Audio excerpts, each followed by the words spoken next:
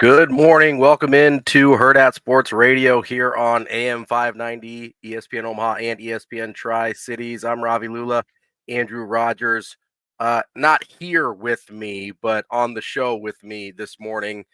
We have to give a shout out to our fearless leader, Sasha, for braving it in so we could be on the air this morning. Andrew and I were not able to make it into the Hurrdat Sports Bar and Grill, as you could probably see by our different backgrounds here this morning. But we've got a show for you anyway. So we've got you jam-packed here on a Friday. Plenty of coaching stuff to catch up on from yesterday because apparently all the coaches decided to quit on the same day. We also have some really good guests for you this morning. Coming up at 7:45, we will talk to Adam McClintock, the college football professor, the co-founder of Matrix Analytical. He is kind of the coaching metrics guru. So with all this going on, we had to get him on. And coming up at 8 o'clock, we've got Nick Baugh. May have heard of him, college basketball analyst for FS1, host of the Nick Baugh podcast, and of course the Schick and Nick Show. Coming up at 8:45, we've got Vinny Iyer from Sporting News. He's an NFL writer. We'll talk about Belichick. We'll talk about Pete Carroll. We'll talk about all the playoff implications coming up this weekend as well. And then, of course, our Friday regulars, Mike Sauter from Hurrdat Sports at 9, and then wrapping up the week and the show with Matt Verzel at 9:45. But before we get any further, let's cross our fingers, see if I can hear my guy. Andrew, how you doing this morning? I don't have you, Andrew. I got nothing. I'm just kidding. I'm just mouthing. I had to play with you a little bit.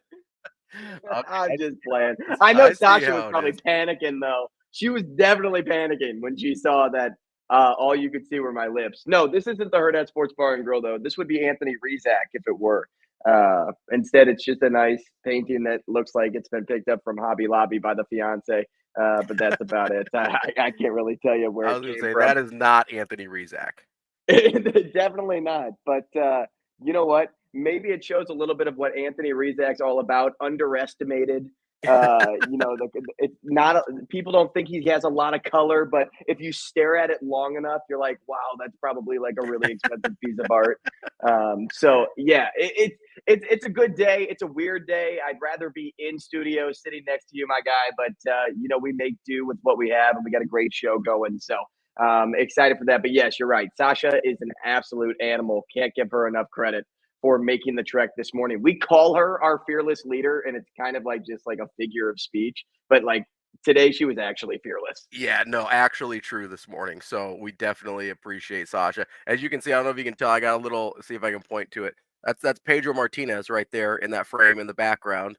That's my guy. Hey, that was well done. I can't ever figure out like the direction. It took me a minute. You could see I was like, it's like trying to, it's like trying to wipe your butt with your left hand. You're like, what's happening here?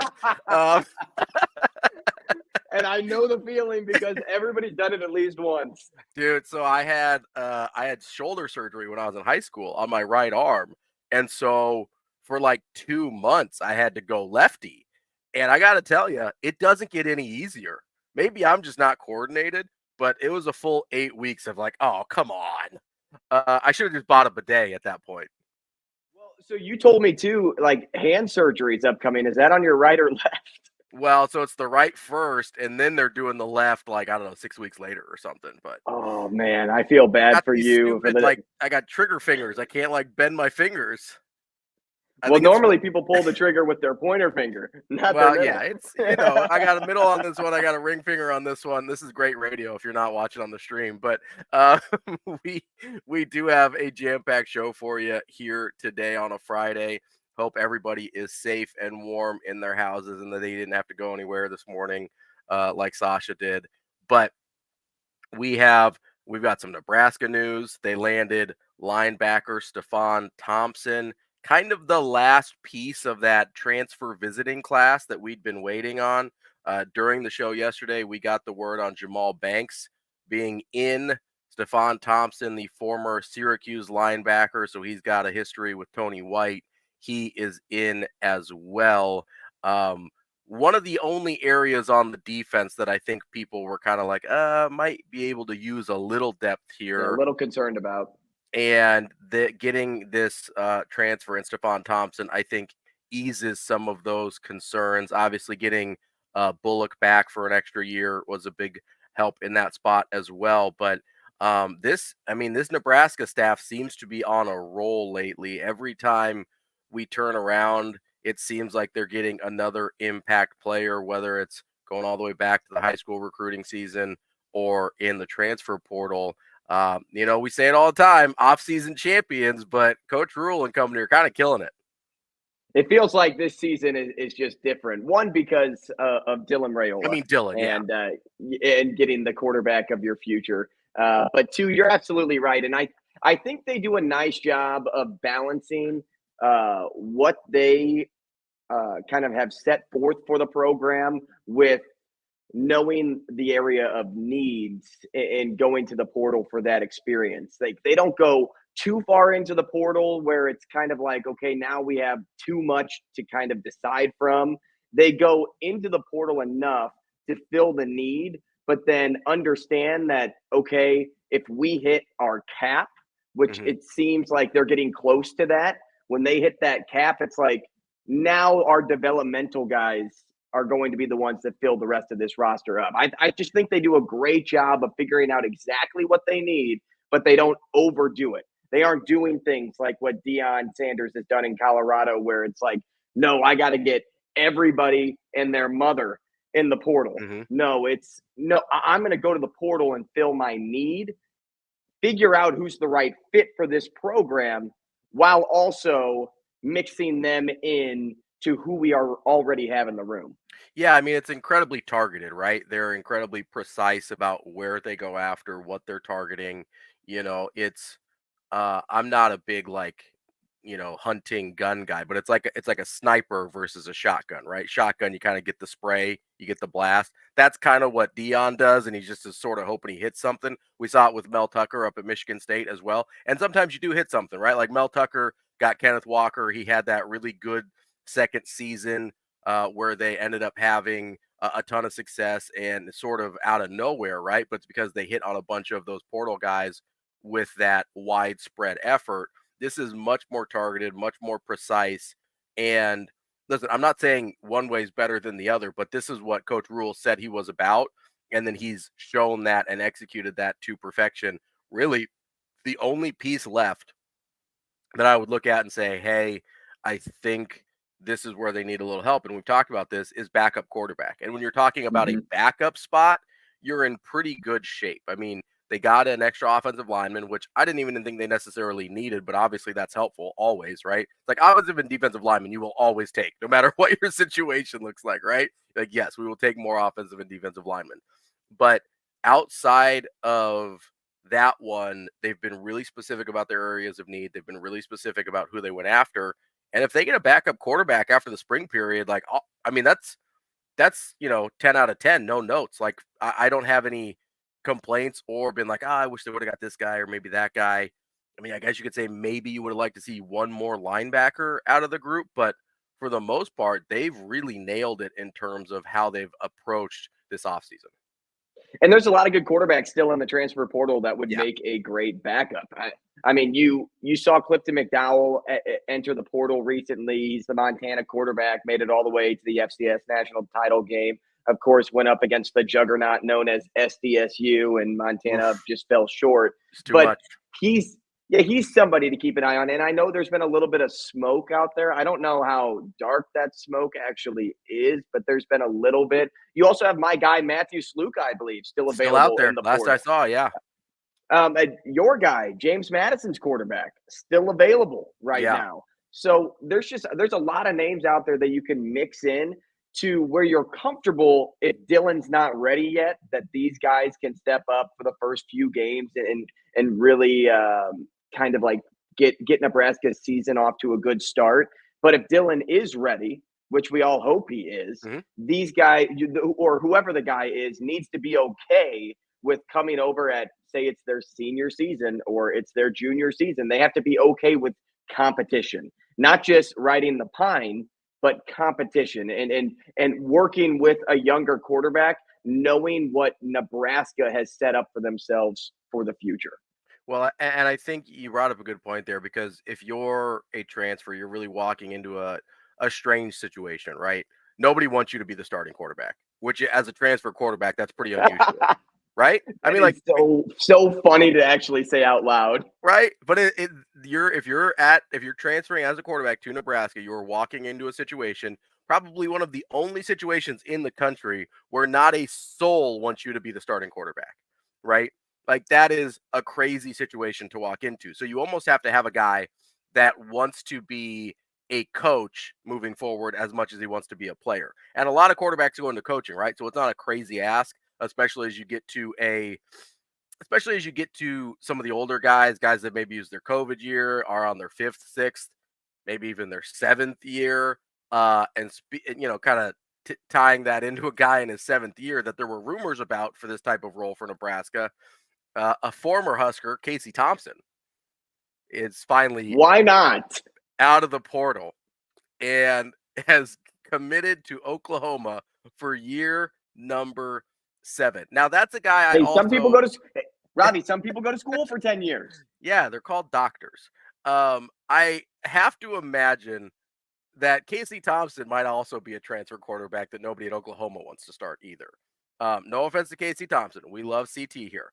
But you have to think that if he beats out any of their recruits, then something has gone wrong for Oklahoma, right? Kind of the same thing with Nebraska. If whoever is brought in to be a transfer quarterback ends up starting games, something has gone wrong. Either Raiola wasn't quite ready yet or got banged up a little bit. Something has happened where you're like, I really wish we didn't have to be in this situation, but we are. Casey Thompson's the same way. Now, part of this for him is probably just, I believe his dad played for Oklahoma. Like, this is a homecoming for him. So part of it literally might just be putting on the uniform, right? Like, there's probably something, we talked about it yesterday with Danny Woodhead, right? There's something that would have been special for him just to run out of the tunnel at Memorial Stadium. Not that he regrets anything that happened at Shadron State, because obviously things worked out phenomenally for him. But you're in a situation where, like, just one time, maybe it would have been nice to run out of the tunnel. I think maybe that's what's happening here with Casey Thompson as much as anything, because I got to say, if Oklahoma ends up starting Casey Thompson, like, I have real concerns for Oklahoma.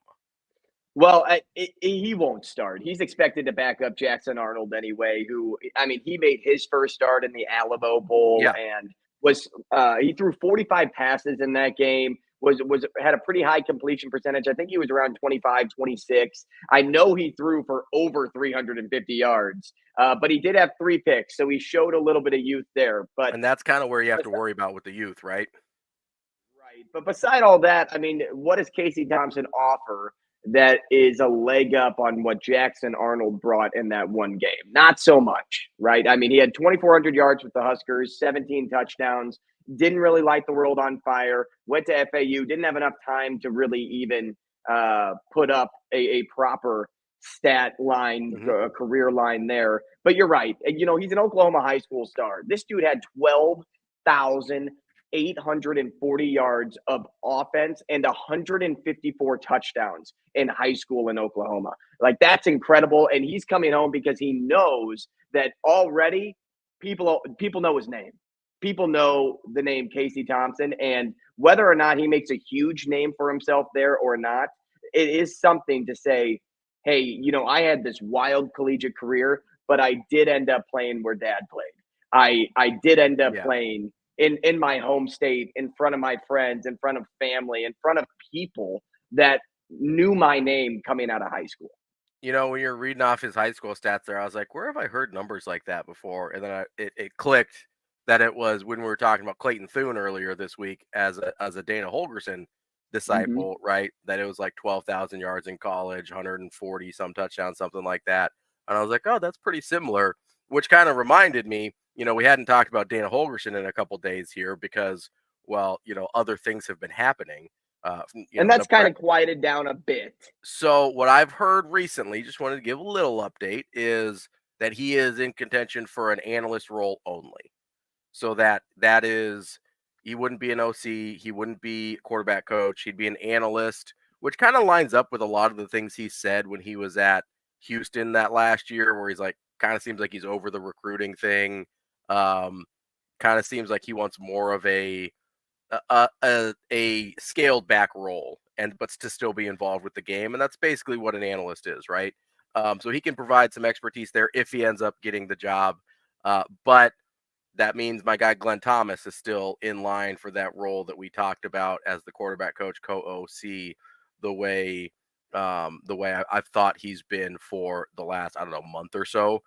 The problem is the Steelers just won't die, so we have to wait for their season to end. No offense, DB. I know I know you're rooting for him to keep going, but the as soon as the Steelers season is over, I imagine we will get an announcement on Glenn Thomas shortly after that. Well, and I almost wonder too if the Huskers are waiting for that move to be made, whether it is Glenn Thomas or somebody else, whoever ends up being the quarterback's coach, to then go out into the portal and pick the quarterback that you want to join the room. If it is a veteran guy, TK on the stream doesn't think they're going to get one. He thinks if it's anybody, it's going to be another high school guy. I just don't see it. There's already now two high school guys in the room. I don't think it makes sense to add a Might be a third. JUCO guy. But Might be a JUCO guy. JUCO guy could make a little bit of sense. They Yep. have some names in the room as well, but it's nothing that jumps off the page. I will say this though: if it is Glenn Thomas may have a guy that he likes Yeah. or that he sees, and he'll just go to Rule and say, "We need to bring this guy into the room because here's how it can help us." And if he lays out this master plan to Coach Rule, who is such a well, he trusts for one, Mm-hmm. he trusts the views of his coordinators, of his staff members. But two, if you have a well thought out plan, it's kind of hard to say this isn't going to work because who knows what's going to work in such a new system like this when they're trying to flip over and turn the page on a ton of different things. If Glenn Thomas has all this experience, Coach Rule's not the type of guy to say, no, it's my way or the highway. He's like, no, let's embrace. Let's do it. Yeah. Let's go your way. I like your vision, and we're going to see if it works. So comes over in what? Let's just say February. An I would say announcement. like a week and a half, maybe, but not even till February. I don't think. I think within the next like 10 days. Because Back end. So back assuming end of January, assuming Pittsburgh doesn't win this week. which I highly doubt they'll go very far, especially since TJ Watt is out. Right. Yeah. TK did clarify he meant a commit in the 2025 class. Okay, so I understand where his head's going there. Which is totally fair. I do think they will get a transfer. Might be a JUCO guy. Might be a backup somewhere else. Listen, it's not going to be a sexy transfer at quarterback. It's going to be like probably a guy who hasn't done much starting. They probably just want another body in the room who's been in college football, maybe somebody that runs a similar system to what they're trying to do. Because the issue with Heinrich Harburg, and I know they like Heinrich, like genuinely they like Heinrich, and so I think they're more comfortable with him as the backup quarterback than the rest of us are. But I still think you're talking about two different offenses between Dylan and Heinrich Harburg. So the big thing I think ends up being finding someone who has a similar comfortability in the offense, even if the play calls change in terms of, hey, maybe we go a little run heavy here, maybe we don't, try and air it out as much as we would with DR. You probably are looking for a guy with a more similar skill set. That way you don't really have to change the offense that much. You see this all the time in the NFL where if you've got like a super mobile guy, you try to have a mobile backup so you can kind of have the same sort of offense and system and whatever. That's kind of what I imagine they're going to do here. It's, again, not going to be a sexy guy, not going to be a big time commit, maybe an FCS guy, maybe a JUCO guy, but somebody that's just a little bit older so they aren't relying on a true freshman as a true freshman that they want to redshirt, by the way, in DK, as someone that they may have to put into play at some point. Well, so Dylan Raiola is slotted up as QB1 right now in everybody's minds. Okay, so Yeah. let's just play out this scenario for a moment because you said it doesn't have to be a sexy guy. I'm going to go to the other end of the spectrum now. Are you okay with it just being Heinrich Harburg then, who has a year of experience, who isn't the most sexy of options to back up Dylan Raiola, but has done enough in his career to show you that he can suffice at least for a short time? Yeah, so I mean, it's a fair question.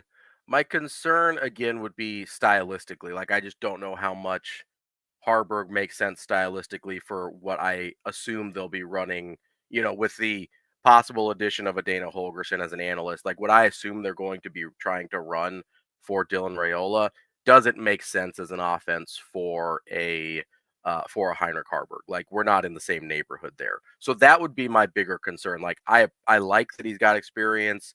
I like that he's got I mean, all 5 games that Nebraska won last year were with him as the starting quarterback. Like, that matters to me, even if he is a flawed quarterback. I also think that, I mean, think about the difference we saw from spring Heinrich Harburg to fall Heinrich Harburg under this coaching staff.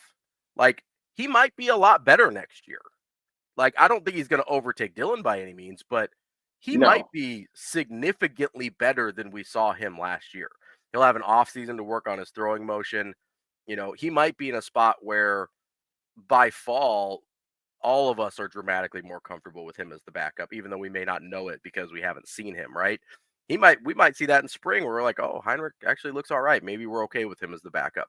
I still think just for depth purposes, because if you want to redshirt DK, then you're still only at 2 scholarship quarterbacks that you feel okay playing pretty much the whole year, right? DK can get his 4 games in, but I would think you would want that number to be 3 outside of DK so that you don't have to worry about possibly burning his red shirt in an emergency situation, Hmm. right? So that to me is why I want the extra guy in the room. And again, why it's going to be a not sexy name whatsoever, because you're talking about maybe even a third string quarterback. Like, you'd be competing with Harburg for the backup job, probably. That's where you're kind of getting into a spot where it's like, yeah, this guy really wants to be a coach. Um, and he just wants to use his last year of eligibility to kind of make that happen and find out, what type of people be around, different types of coaches and stuff like that. So that's what I think is going to happen. I don't think it'll happen until spring. I think it'll happen after the spring period, because where guys see, hey, I'm not really in the pecking order here or whatever, and I don't really like where I'm at in this spot, or we're going to have a whole other we're going to have a whole nother rotation of coaches leaving here in a minute, which we haven't even gotten to yet. But we will get to that coming up next, because there's 3 names that have emerged as leading candidates for that job in Alabama. And one of them is really off the radar, and one of them has really good reason to say yes. More coming up next on Hurrdat Sports Radio.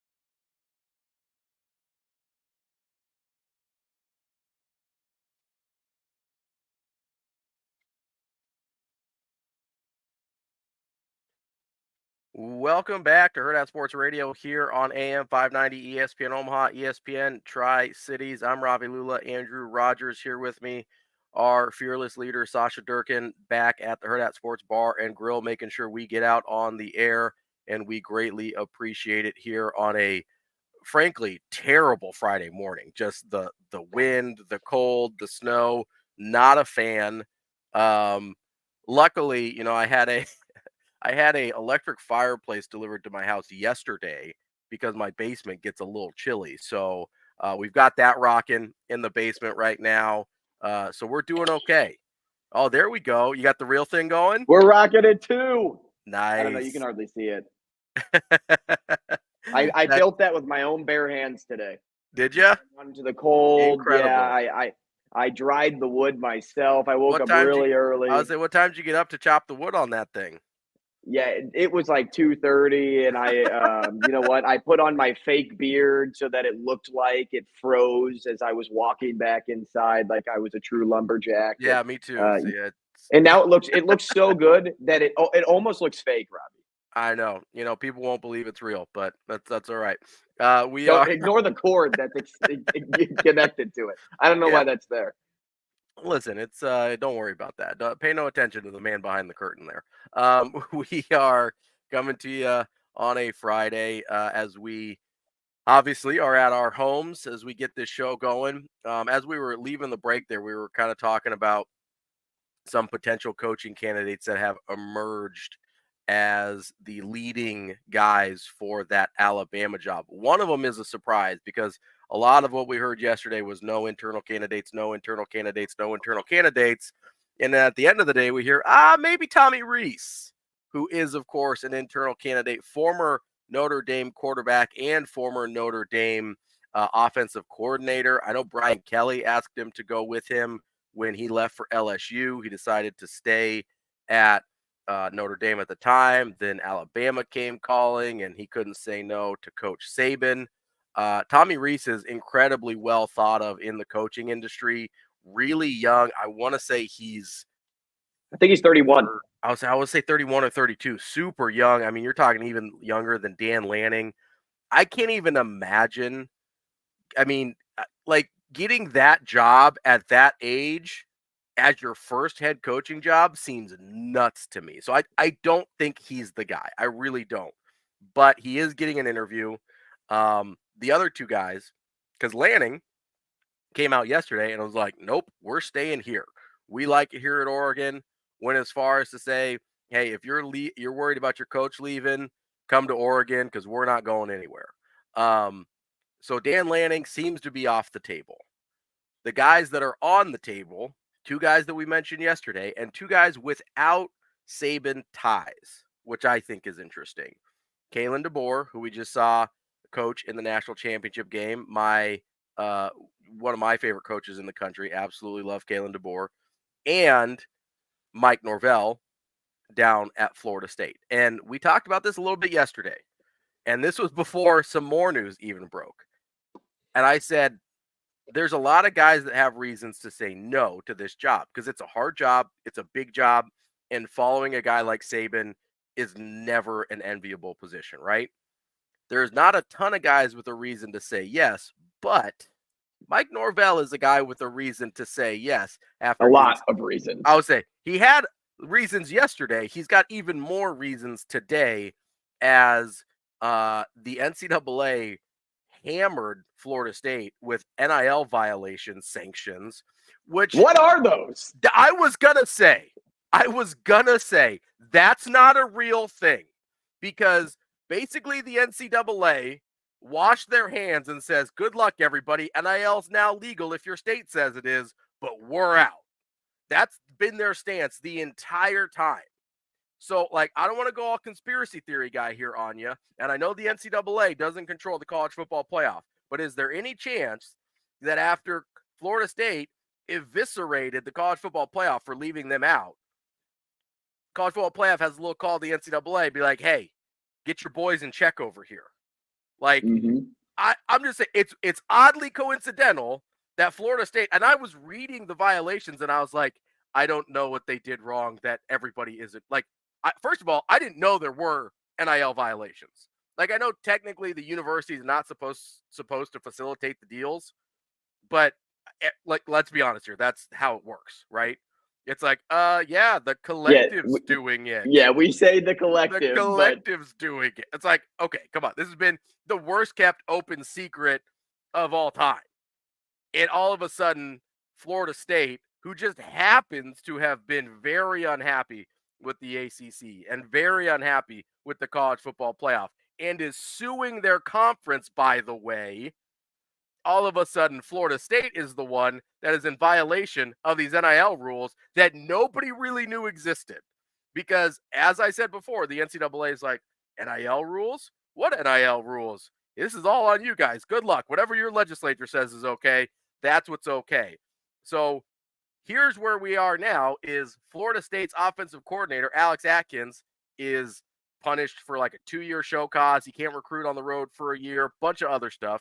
The university is docked, or the program is docked scholarships. They're docked football budget. They're docked a bunch of these things.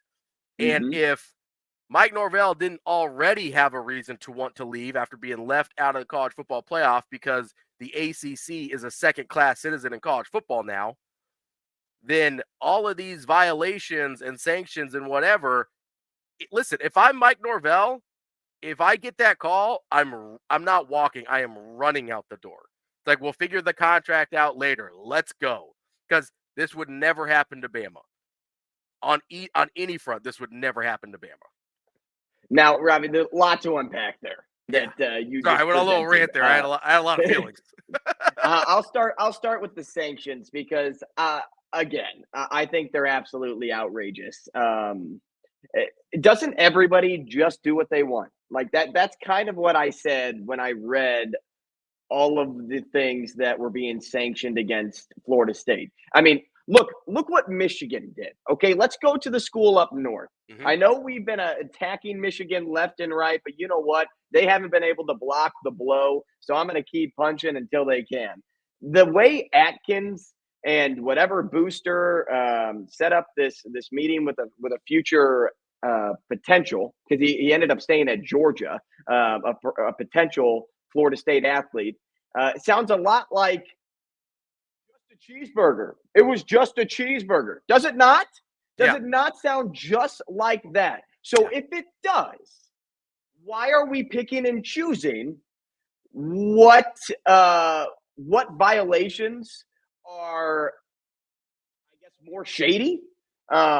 Because like you can't just have all of this stuff take place with Florida State, right? Kick them out of the playoffs, they're suing the conference, all that jazz.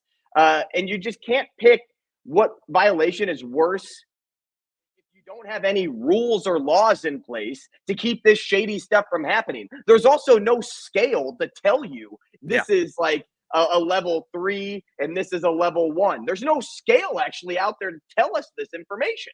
Yeah, so because the NCAA was hands off the entire time. They're like, we don't want to scale. We don't want to know. That's the thing. They don't want to know. Yet they're digging their nose into business now because they feel like they have to regain control over what? Over the shady stuff you did? Like, you can't just say, well, 2 wrongs make a right now. Like, that's not how this works. So I will say, the NCAA investigation into Michigan isn't done yet. All we saw was internal and Big Ten investigation. If the NCAA doesn't hammer them for actually cheating on things that impacted the game and the way they hammered Florida State for this thing that literally every person, like I hear coaches talking openly about doing this and they're like, oh, well, I didn't mean exactly that I was facilitating, blah, blah, whatever. Like if they don't hammer Michigan for actually cheating, then I think it is the death knell for the NCAA because these Power 5 schools are just not going to deal with it. And it might be big problem time for the ACC as well because they may just end up like Florida State might be able to get enough teams to disband the conference. Like that's where we're at with college football right now. I think they're in really, really dangerous shape. And Florida State's in bad shape too because I think it's going to cause them to lose their football coach. At the end of the day, I think they lose Norvell to Alabama because of this, because I don't think DeBoer is leaving. Breaking news here real quick before we go to Adam McClintock. Jared Mayo for Gerard Mayo. Sorry, Gerard Mayo has been named the head coach of the Patriots. That just came down a few seconds ago via Adam Schefter.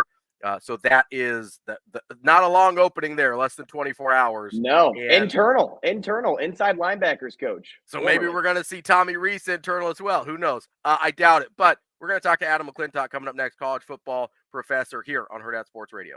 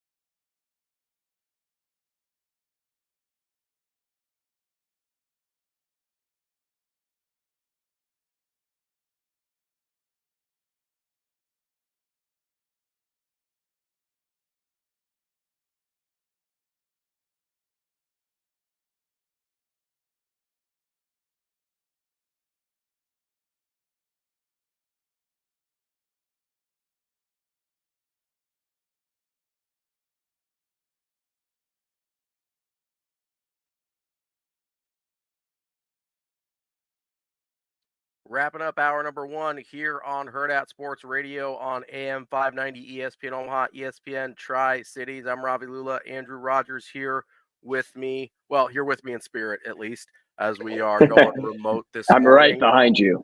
Oh God. Don't turn around. We are joined now, we hope, on the Warhorse Sportsbook Hotline by Adam McClintock. Adam, can you hear us? We cannot. He may be able to hear us. We can't hear him. We cannot hear him, Sasha. I don't know if there's anything we can do there. But we are, there's some technical challenges doing the show from 3 different locations. So hopefully we're able to figure that out for our guest this morning. In the meantime, Sasha, if we get him for some reason, just patch him right in and we'll stop whatever. And have him just talk. Have him just talk right over us, because that's the only way. He's apparently here, but we cannot hear him. So, yeah, I'm not sure what to do there. So I guess we'll just keep going.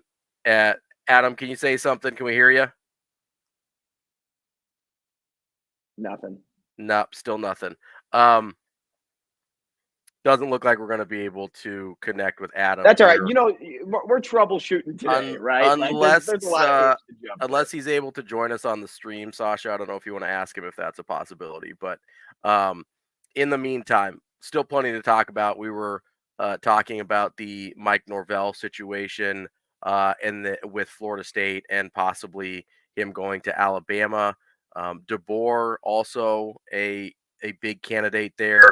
We talked about yesterday with Fit, he hasn't been in the South much, at his various stops, been all Midwest and West Coast. So we'll see, but he's a guy that I think succeeds just about anywhere. And then we mentioned Tommy Rees, which I kind of agree. One of our listeners here, I didn't see who it was, said Bama fans would lose their mind if it was Rees. I tend to agree. That was Corey. Yeah, there it is, Corey. I don't think he's a real candidate. I think it's kind of a token interview, just to, say they interviewed somebody on staff. I know he's tends to be really popular with his players and with the other coaches. So, and maybe he blows them away. I don't know. But I would imagine at this point we're looking at DeBoer or Mike Norvell. And between those two guys, Norvell saying yes makes more sense. For all the reasons we talked about with the violations, Florida State getting left out of the playoff, the ACC. I mean, if you're in the college football world right now, right, there's basically, especially going into next year, you've got the Big Ten and the SEC. That's your upper crust. Everybody else, it's not really Power 5, Group of 5 anymore. It's like elite tier, that's Big Ten, SEC. You've got your former Power 5, that's like Big 12, ACC, whatever's left of the Pac-12 teams, whatever. And then at some point the Mountain West is more than the Pac-12. Yeah, and they're going to end up being basically the same thing, it seems like. I don't know. But there's not Power 5, Group of 5 anymore. Now it's Big 10, SEC, Big 12, ACC, and then the Group of 5. And if you're Mike Norvell, there's absolutely no reason, because he's a first-class coach. There's no reason for him to be in a second-class conference. And that's what the ACC has quickly devolved into, not only because of getting left out of the playoff and not campaigning for the playoff the way the SEC did and things like that, but also because they're going to be falling further and further behind financially because of that stupid deal that they signed through 2036. By the end of that thing, I mean, Florida State estimates already they're losing $30 million a year compared to SEC schools. And that's only going to continue to get more dramatic as the years progress. And then they get targeted to be made an example of by the NCAA, which this is what the NCAA does, by the way. This is what they've always done. You can go all the way back to like SMU with the death penalty, right? SMU was not they were not nearly alone, and they weren't even the best at it in terms of paying players in the 80s. This was a rampant, huge problem. And the reason that it was SMU that got their program demolished was because the NCAA wanted to set an example. They wanted to make an example out of them. They did the same thing to Miami in the 90s. They wanted to make an example out of them. They go after teams that are not traditional blue bloods because they never go after the traditional blue bloods. They will never go, listen, I know Alabama was on some sanctions in the 90s, but not like anything we saw from lesser teams, lesser programs. The only team that they ever really hammered that is a blue blood is Penn State after the Joe Paterno thing. And that's a totally unprecedented situation, right? They don't go after the big dogs because they know that the big dogs are their meal ticket.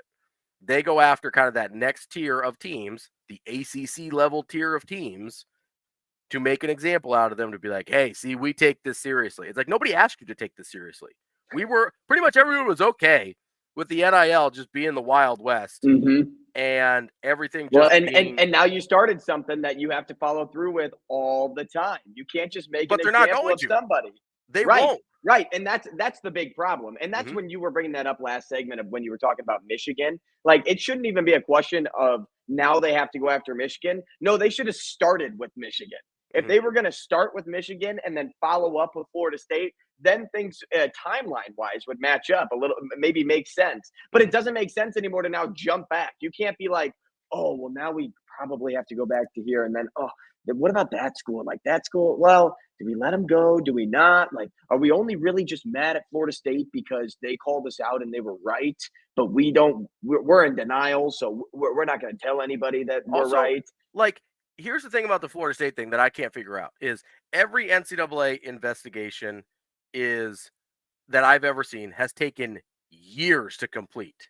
I mean, years. And they get this Florida State thing done in about 14 minutes. And you're just go, what just happened here? Like, how on earth are they still investigating the Michigan thing that's been going on for years? And they get the Florida State investigation done in nothing flat. Adam McClintock, I think, is joining us on StreamYard now. Adam, hey guys, to see you. We appreciate you being flexible. We're a little snowed in here right now, so that we're having some issues getting all the technology working. But we appreciate you joining us. That's what I hear. That's why Shane didn't make it in today, huh? Yeah, none of us made it in today, he got except the day for Sasha, off. who's a bigger badass than the rest of us. Oh yeah, I've heard. So, Adam, let's hop right into the Alabama situation of it all. Yeah. Seems like the three names that have come up that are the most prominent are DeBoer, Norvell, and Tommy Rees. What I wanted to ask you from what your analytics show is, I guess first and foremost, because the outlier there seems to be Tommy Rees. What do your metrics kind of tell us about what sort of coordinator he's been? You know, he's been a good coordinator, not a great one. So that would be a kind of a head scratching hire for me. Usually, a guy who takes over a program like Alabama from a coordinator level has to be somebody like a Brent Venables, who's been the best coordinator at their at their program for a decade plus or 5 years plus.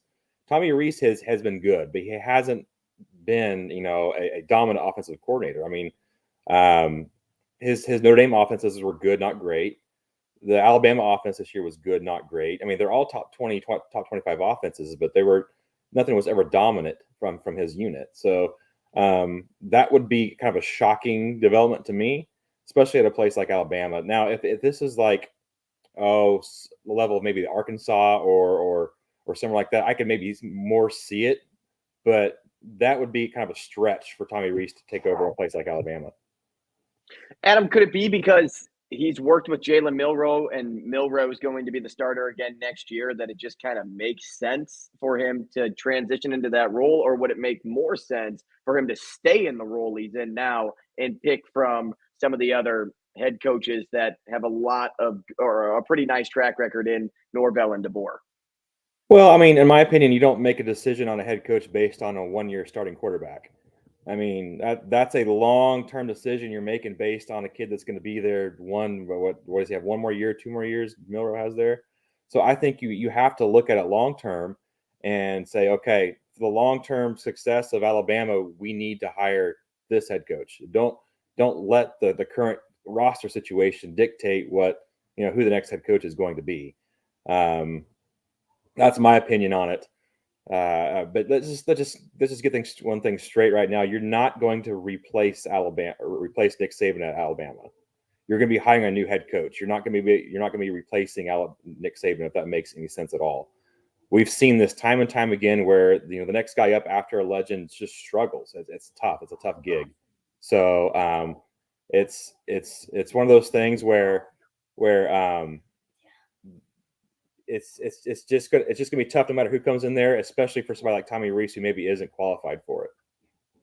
Adam, we got about a minute left here, and hopefully we can catch up with you next week and get a full interview in. But if it is DeBoer or Norvell, who are some names that you would look at to possibly fill those spots at either Washington or Florida State, especially considering what's going on with Florida State and the NCAA right now?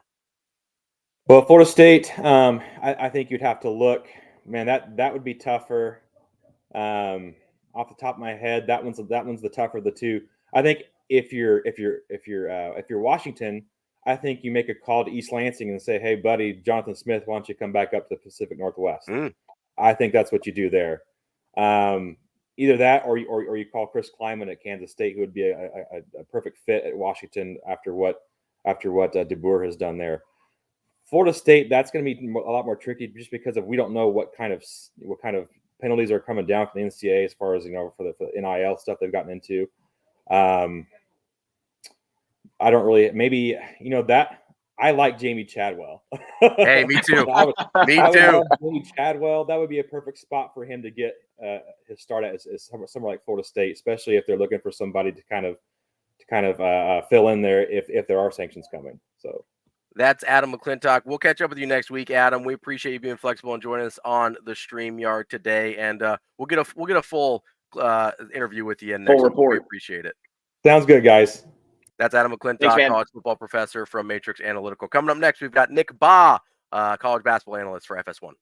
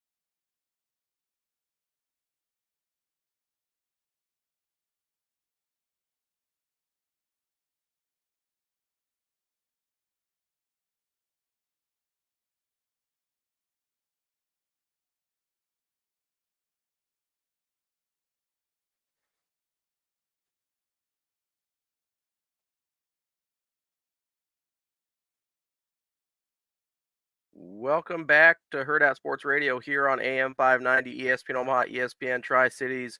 We're kicking off hour number 2 here on a snowy Friday, and I want to remind you, if you're out driving, keep your hands on the wheel, eyes and focus straight ahead.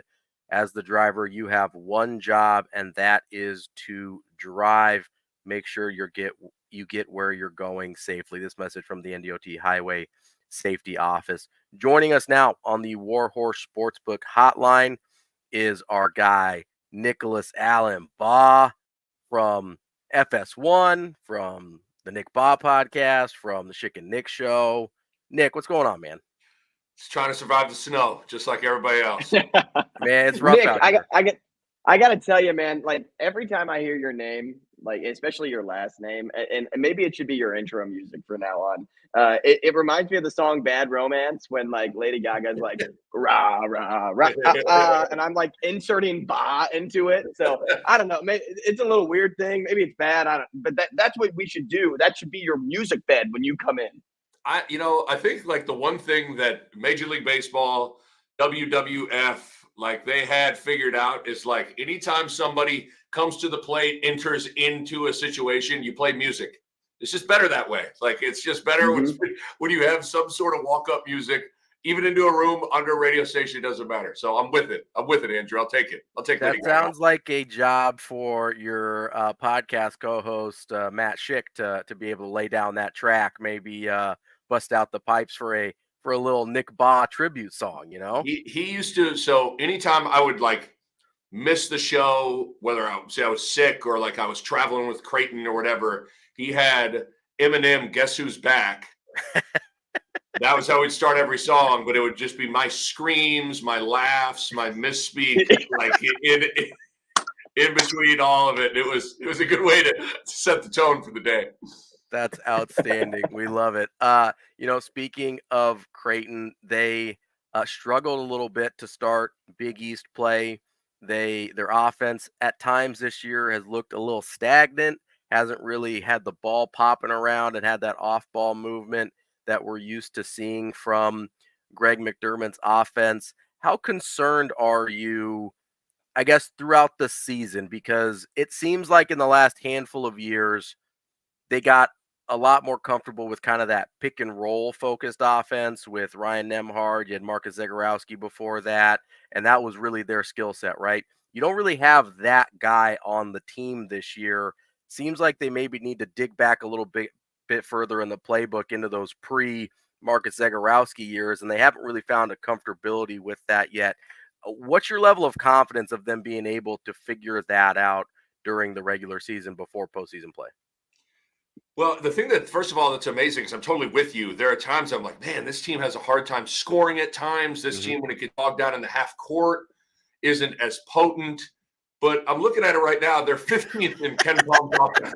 So I don't know if, like, we also maybe need to – I'm sure if Greg McDermott was here, he'd, like, I don't know if you guys watching Living Color, Homie the Clown, like, smack you. Like, he'd have to smack us like, geez, guys, like, our offensive numbers – effective field goal percentage, 4th in the country, like 2-point field goal percentage. I'm just looking at it right now. They're they're 3rd in the country. So it is weird that they've created this bar offensively for what it's supposed to look like with the pick and roll lob threat, with some of the pace, with some of the ball movement, different things like that we expect just a buzzsaw every single night. And to circle back to your question, I am concerned.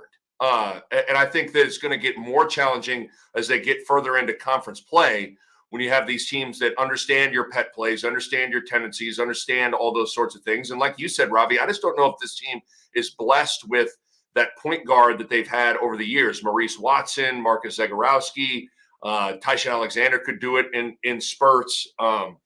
Certainly Ryan Nembhard, that was good in those pick and roll situations of hitting that roll man. And also, if you disrespected him, he could, they could go in there and score themselves. So I'm a little concerned on that front. I'm not concerned with Greg McDermott being able to figure out the best, combination, the best way of attacking things offensively. I find myself when I'm watching the games screaming, get the ball to Kalkbrenner, get the ball to Kalkbrenner. Like, I think that needs to be something that you establish every single game. They did that against Providence. Didn't really need to do it as much against DePaul. Kind of everything was working against the Blue Demons. But any way you slice it, you got to establish Kalkbrenner in the interior. But yeah, there are. I think the last time we talked, there's just an athleticism deficiency overall on the perimeter with this group that I think could make things hard for them offensively as things progress. Nick, I want to touch on that Kalkbrenner point you made there for a minute, because I know it seems like kind of dramatically different types of roles, but really getting the ball into Kalkbrenner in the post kind of allows the same impact on a defense as that really effective pick and roll, right? Because you get a piece of the paint, you make a defender choose between either doubling or switching or whatever the case is. Like, you get a lot of the same results. Is that part of the reason why you want to see them hammered into Kalkbrenner? Or, I mean, also he shoots like 70% from the field, so that helps. Yeah. There's certainly that he's like top 10 all time in field goal percentage in college basketball history right now. But he's different than like a Zach Edey or some of the great post players, where he's not necessarily a dude that you just like you pound it into him. He can peck dribble and back you down and put you in the blender. That's not really like how he's built. So I don't think you can necessarily just get lazy and just kind of have simple sets to kind of throw it into him. But you're right. At the end of the day, you got to get a paint touch, either via the drive, via the post up, do something to collapse that defense, put the defense into a predicament. Because right now, when things get stagnant, the ball just stays on the perimeter.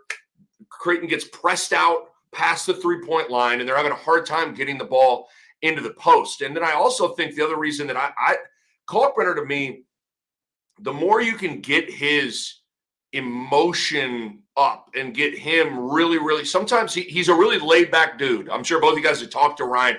Ryan is like, he is going to, his announcement when he came back to Creighton is like, hey, I'm just announcing that I'm coming back to Creighton. Like, anything you do to get that guy like engaged, and whether that's throwing the ball to him, I think against Providence, there was clearly an emphasis to that, and I thought it helped out. But yeah, there are all those reasons you named, Ravi, I think are spot on, and why you got to make sure you're getting him involved. Nick, it's been an absolute chaotic week across the top teams in college basketball. Who are the risers and fallers for you in the upcoming polls? And do you expect some of these teams just to remain exactly where they are because of all the losses across the board? It has been wild, right? I mean, I think, though, it's been wild from the outside looking in on the surface of it. But am I stunned Houston lost at Iowa State? I'm not stunned.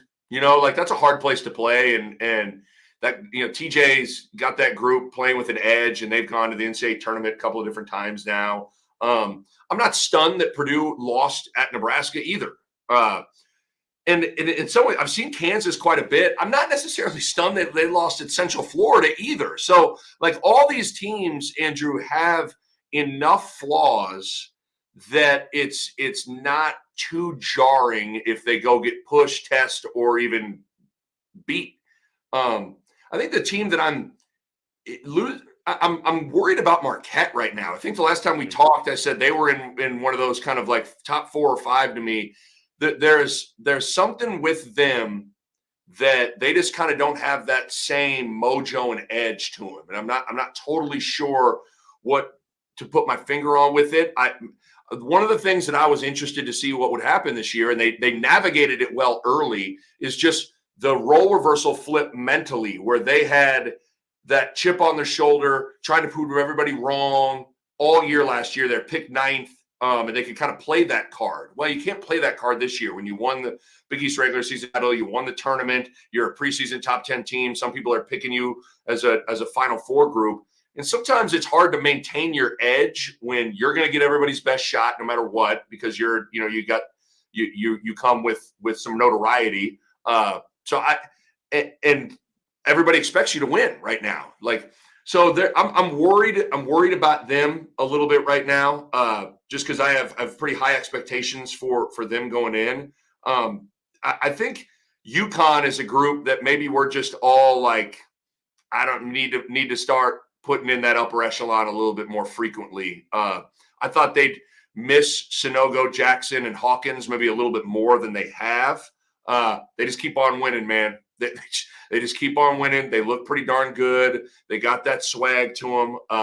But I would say, Andrew, Marquette's the one team that, like, it's not only did they lose, they haven't played great over the last couple of weeks either. We're talking with Nick Baugh, college basketball analyst on FS1, host of various podcasts here on Hurrdat Sports. You mentioned that Purdue-Nebraska game, and I'd be remiss if I didn't ask you about that, because you put a video out on Twitter. You do these little breakdowns from your hotel room about, which I love, and it was about Nebraska's doubling the post and how it kind of bit them against Indiana, even though they won that game, and against Wisconsin, where they got smacked a little bit. But then we saw against Purdue how their ability to double Edey and cause him problems was super effective in their win there. What did they do differently from the Wisconsin to the Purdue game that allowed that to go from, hey, this is a place where you can beat Nebraska, to, hey, they just kind of locked down the best big in the country? Honestly, in my opinion, they didn't do anything schematically different. It was more about, and I'm patting my chest here, like it was more about they flew around. I mean, you guys know, like sometimes we overdo, adjustments. Sometimes it's like, no, the scheme works. You got to do it better, and you got to do it with more purpose. I thought their rotations were stronger. I thought they were more physical, meeting people at the rim as they were diving off of double teams. I thought they were more decisive when they were coming with a double team. So I don't think they did anything different other than they did it better and they did it more physical, because I think they knew if we don't, we are in trouble. The other thing they did out of it is they scrambled out of it. Like, they did a good job of, they didn't necessarily take the easy way out of, like, okay, well, I'm going to take away the dive man out of the double team to the paint and set that 3-pointer is wide open and somebody else, I guess, will have to get it. No, they were flying around and trying to take away both, or at least contest those 3-point shots. But I think one of the interesting things for me, at least, is like, in some ways, that game and that defensive plan that you saw, Zach Edey, he was kind of along with whether it was Luka Garza, Trace Jackson Davis, a lot of these like murderers row big men that Fred Hoiberg saw over the course of the last 4 years here in the Big Ten. That's why he made his adjustment schematically, defensively, to go to this new system. He was like, listen, we cannot just play straight up in the post. We got to have a unique sort of defensive scheme that allows for these post players to get doubled, to get uncomfortable. And it was just kind of unique to see like a full-fledged schematical program adjustment show itself in a big moment in a good way. Now, it certainly helps offensively when you throw in where they make 14 threes. I mean, that's gonna help any sort of situation, regardless of what you're doing.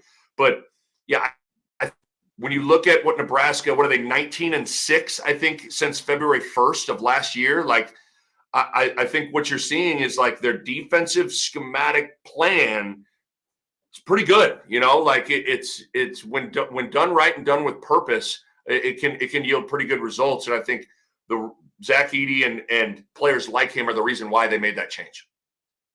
Nick, I want to jump back to the Big East for a moment, because there's a lot of new faces leading these teams, and we're about at that midseason point. We may have actually already surpassed it. I'm not exactly too sure on that. But who's the one coach that's impressed you so far out of the new faces? Would it be the veteran and Rick Pitino? Would it be the rookie, Kim English? Or could you even throw the transfer Ed Cooley in there? I mean, I think I could throw up 2 other guys that you didn't even name. I mean, I think Shaheen Holloway, what he's done here at the start of conference play, knocking off a lot of the big dogs in the conference, beat UConn, beat Marquette. After a non-con that didn't necessarily serve as a precursor, like, look out for this team. I'd throw Thad Matta in there too. I think what Thad has done this season has been really impressive. He had to basically hit the complete reset button, brought in a whole bunch of new transfers. I had their very first game of the year, and I remember taking off the headset and thinking to myself, like, that team's a lot better. I don't know what that means. That might mean they're in the playing game still in New York come the Big East tournament, but I just know that team is a lot better. And I could tell talking to Thad that, like, there's that whole cliche line of before you can win with the group, they got to be the kind of group you can lose with. Like you can ride with these dudes. And I could tell Thad, he kind of said, like, last year, I couldn't ride with those dudes. Like that group last year, they kind of get punched in the mouth and they fold. He was like, this is not like that. And I think they've shown that. So I've been really impressed with Shaheen Holloway and Thad Matta. I also think Rick Pitino, what he's done, it's also I'm excited. I have that game tomorrow on Fox. Very, very intriguing game with St. John's coming to town. I think, Andrew, the reason I maybe look past Rick Pitino is because he's Rick Pitino, and like you expect him. Like, I didn't necessarily expect Seton Hall to be sitting tied at first here in mid-January or with Butler, but with like Rick Pitino, you kind of expect you could put the dude on Mars and he would field a team and they would like find a way to compete and win. So it's hard to look past what he's doing, but there have been a lot of good coaching jobs so far in the Big East. Yeah, Nick, the reason I excluded, Seton Hall and Butler from that conversation was those guys got in 2022. So I was looking at the 2023 from those pictures. But I like where you sat with Rick Pitino because, first it's St. John's, then it's UConn, then it's Seton Hall, the top three teams in the Big East coming up for Creighton. What would you say is your expectation for the 3 games? And if you are Creighton and win these 3, are you comfortable saying Creighton is the top team in the Big East? Yeah, I mean, if they go 3-0 in their next 3-game stretch here, attention world, like they're humming along here. I mean, you go on the road at UConn and knock them off, and I think you got a St. John's team. I watched I did a New Mexico UNLV game. Was flying home from Vegas, and I watched the St. John's Villanova game, and whoa, man. St. John's went into Philly and straight up pulled those dudes into an alley and kicked their you-know-what, like from start to finish. So St. John's is playing as good as anybody in the country right now. So I say yes, like if they go 3-0 in this next 3-game stretch, you'd have to put them in that conversation. But I also don't want to it's hard to not ride that roller coaster. Like when Creighton lost back-to-back games against Villanova and Marquette, everybody was like, what's wrong with this team? And it's like, yeah, they have their deficiencies, but it's a long season and you're going to lose games, and they built double-digit leads and lost them. So it's not like they the ball was tipped and they just got like dominated from start to finish. So I also don't want to ride that roller coaster, Andrew, but these next 3 games are going to be massively important, but it starts in about a little over 24 hours from now. It's going to be a great game inside the CHI Health Center with the Johnnies coming into town. Nick, something I've been thinking a lot about lately with the Big East and specifically Villanova, what's your level of concern with Kyle Neptune and kind of what he's been able to do through a year and a half? I think people had high expectations for him. Obviously, they dealt with a lot of injuries last year. And before they were able to kind of round into shape and never really turned into the team that I think most people wanted them to be. And then this year, again, the expectations were kind of high and he hasn't really met the bell. Are you concerned at all long-term with Kyle Neptune of Villanova? I think so. I think a little bit. It is hard whenever injuries always are the great variable in how you're judging anything, at the same time, you don't want to overdo that, but like Justin Moore, his best player, more often than not, when he has showed up to games as the head coach, his best player has been in street clothes. Mm-hmm. So maybe Kyle Neptune would homie the clown me as well and smack me in the head like, hey, man, like my star hasn't been available. So there's certainly there's that you have to consider. But I also think one of the reasons, beyond the fact that, Jay Wright, I think, was getting a little bit older and he had really had an amazing amount of success of late. But I think one of the reasons that Jay Wright is now sitting with a suit on doing TV is the way he wants to run his program. It's hard to do that now in 2023, 2024 and beyond. Like if you look at this team, the one thing that all these teams over the years have had is like continuity. And what they've gone from Archie Diacono to Jalen Brunson to Colin Gillespie, not to mention the good wings, to Josh Hart, to Mikal Bridges and DiVincenzo, to and it goes on and on and on. And a lot of these guys, it's kind of been a sit and wait your turn and learn program. And it's harder to do that now. I mean, their starting lineup, sure, was supposed to have Dixon and Justin Moore, but it's Burton, it's Bamba, it's Hakeem Hart, it's a lot of new guys. And Villanova runs, it's a more unique system and style than you think it is. It's very patient. Mm-hmm. It's all five guys post. It's a lot of shot fakes, extra passes, and not necessarily just go roll the ball out and go hoop. It's a little bit more of a complex system to get comfortable in. And so I think to bridge things past Neptune is like, okay, can he, because he's trying to do exactly what Villanova's always done. It's harder than you think to get new guys come in and run that system effectively.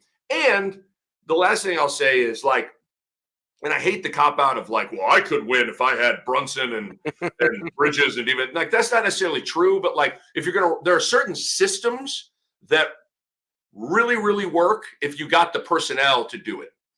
And the teams that have been good for Nova over the course of the last, 5, 6, 8 years, there have been NBA dudes all over the place where their guy can win one-on-one 9 times out of 10.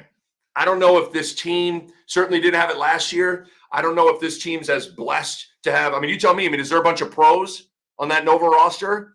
I mean, a healthy Justin Moore, maybe.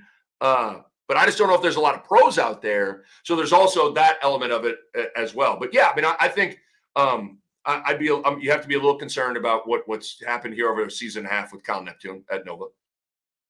Nick, go ahead, Robbie. I was going to say, we've got about a minute left here with you, Nick. I just wanted to ask you real quick, Nebraska football. I know you're a huge Nebraska football fan, and you've been covering them and following them forever as well.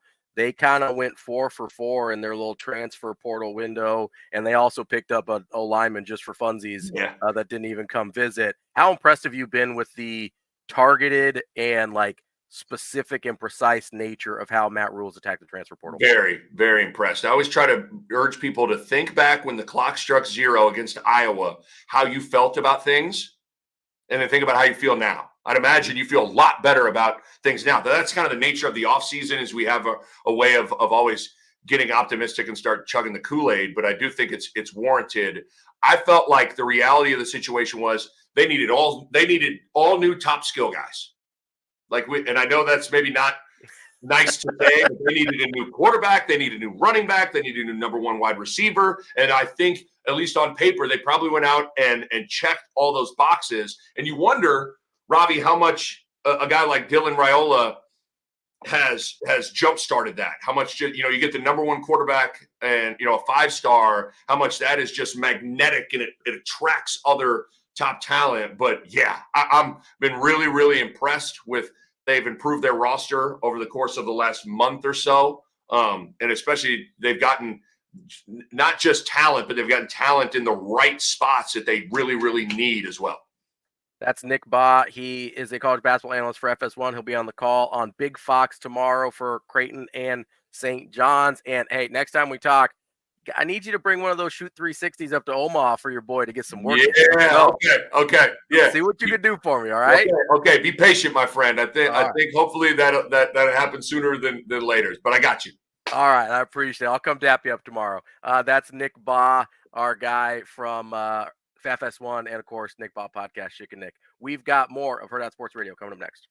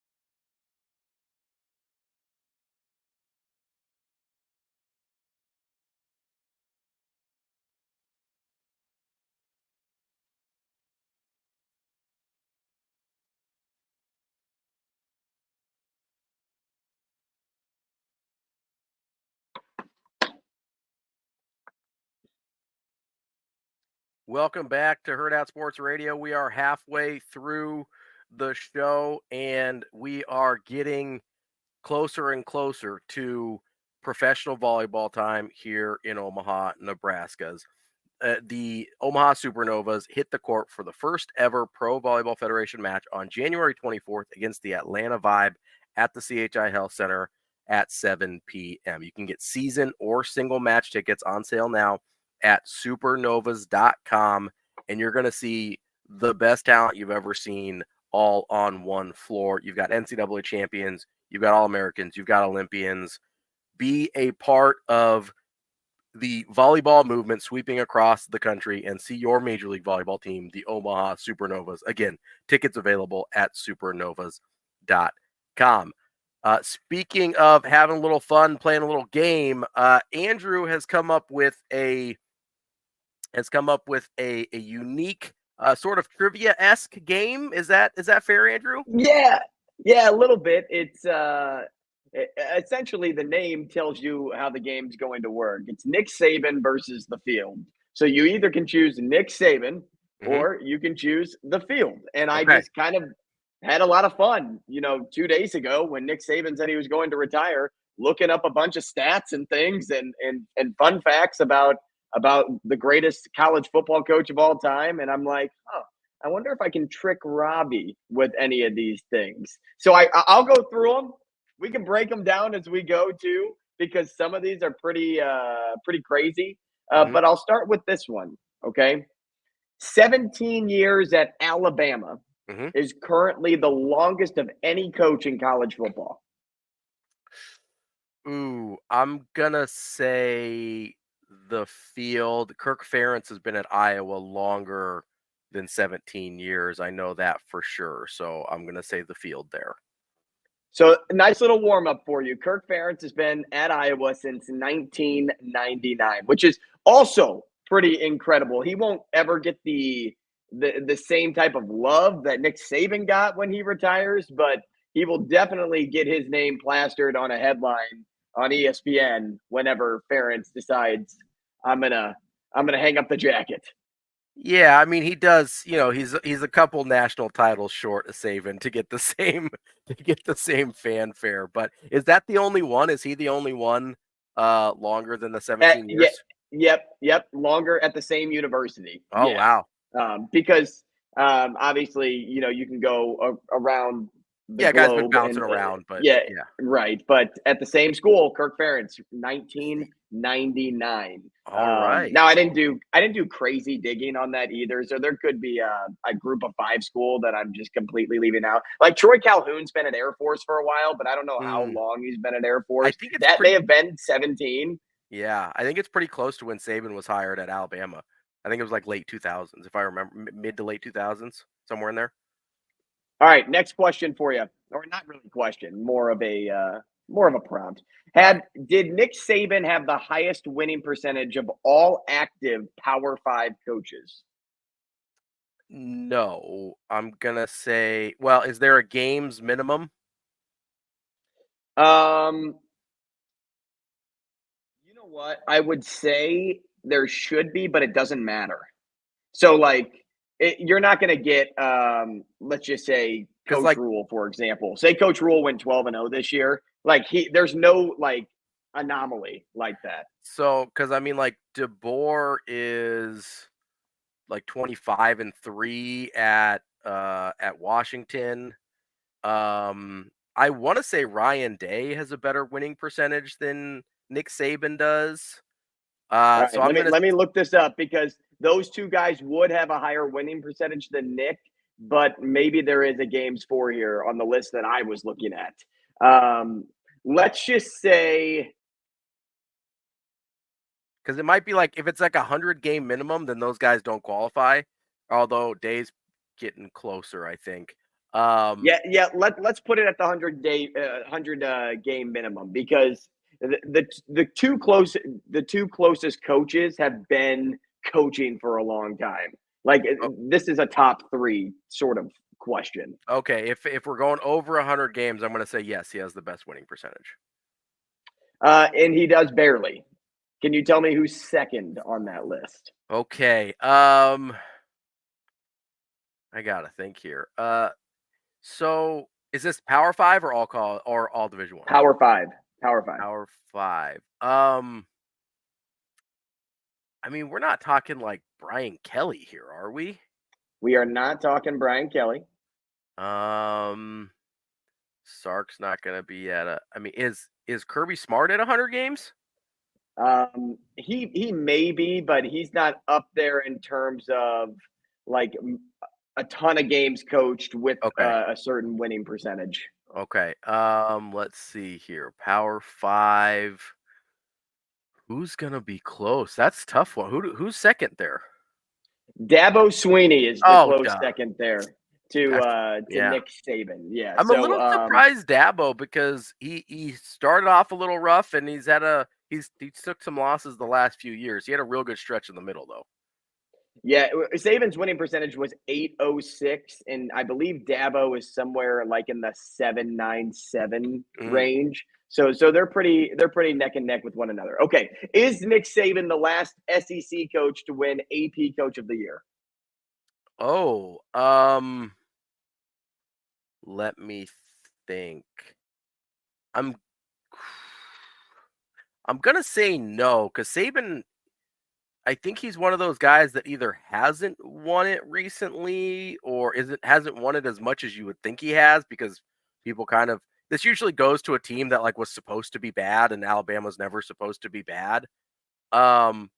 I'm going to say no, and I think maybe was it Ed Orgeron? Did Ed Orgeron get that? Is correct. Well done. Yes, Ed Orgeron. I believe that was 2018. 19. There've been 19 with the 19. Yeah, when they won the national title. Ed Orgeron won AP Coach of the Year. Saban has won it twice, though. Can you tell me the dates that Saban has won? And they've been both of them have been at Alabama. I'm going to guess 2009, which was their first national title. Is that one right? Okay, in 2008, the first one actually, what was it? I don't think it was at Alabama. Now that I'm thinking about it, is it 2003? Yeah, I think it was when he was at LSU.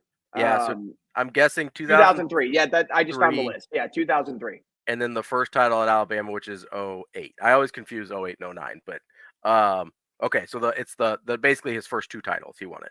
Mm-hmm. Nice. Has Nick Saban produced the most first-round picks of any coach since 2000? I'm going to say yes. I'm going to take Saban there. He has, and it's pretty close. Can you tell me the school in second place for most first-round picks since 2000? Is it LSU? No. Is it Georgia? No. Is it Clemson? No. Is it? It's not. No, Texas hasn't had. They had a dry spell there. Is Ohio State?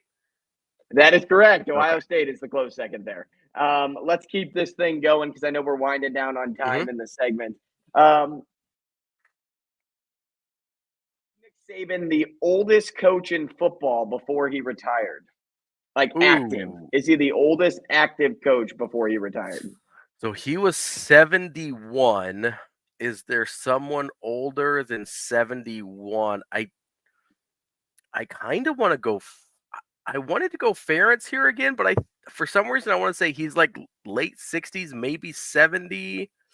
Who's older than Nick Saban? 70. Mac Brown is older. You are barely right. Barely. Mac Brown and Nick Saban are the same age. They're both 72, but Mac Brown is a month older than Nick Saban. That's very, very fortunate. Do we have time for one more? Yeah, let's do one more real quick.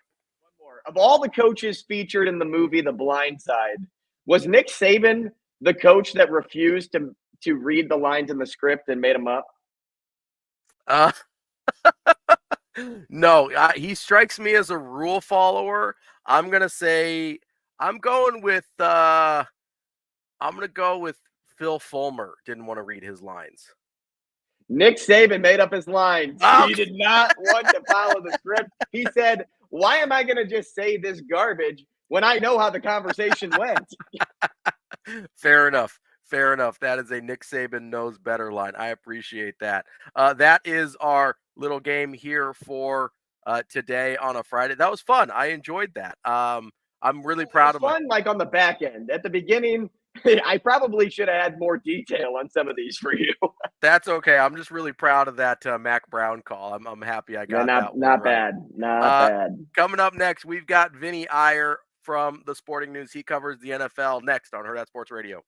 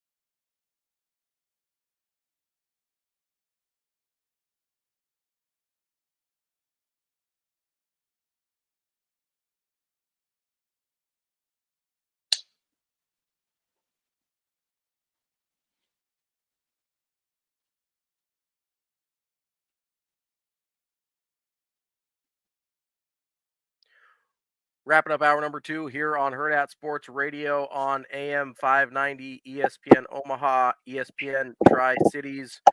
We are getting you set for our guy Vinny Iyer from the Sporting News. He covers NFL football, and he is joining us now on the Warhorse Sportsbook hotline. Vinny, can you hear us?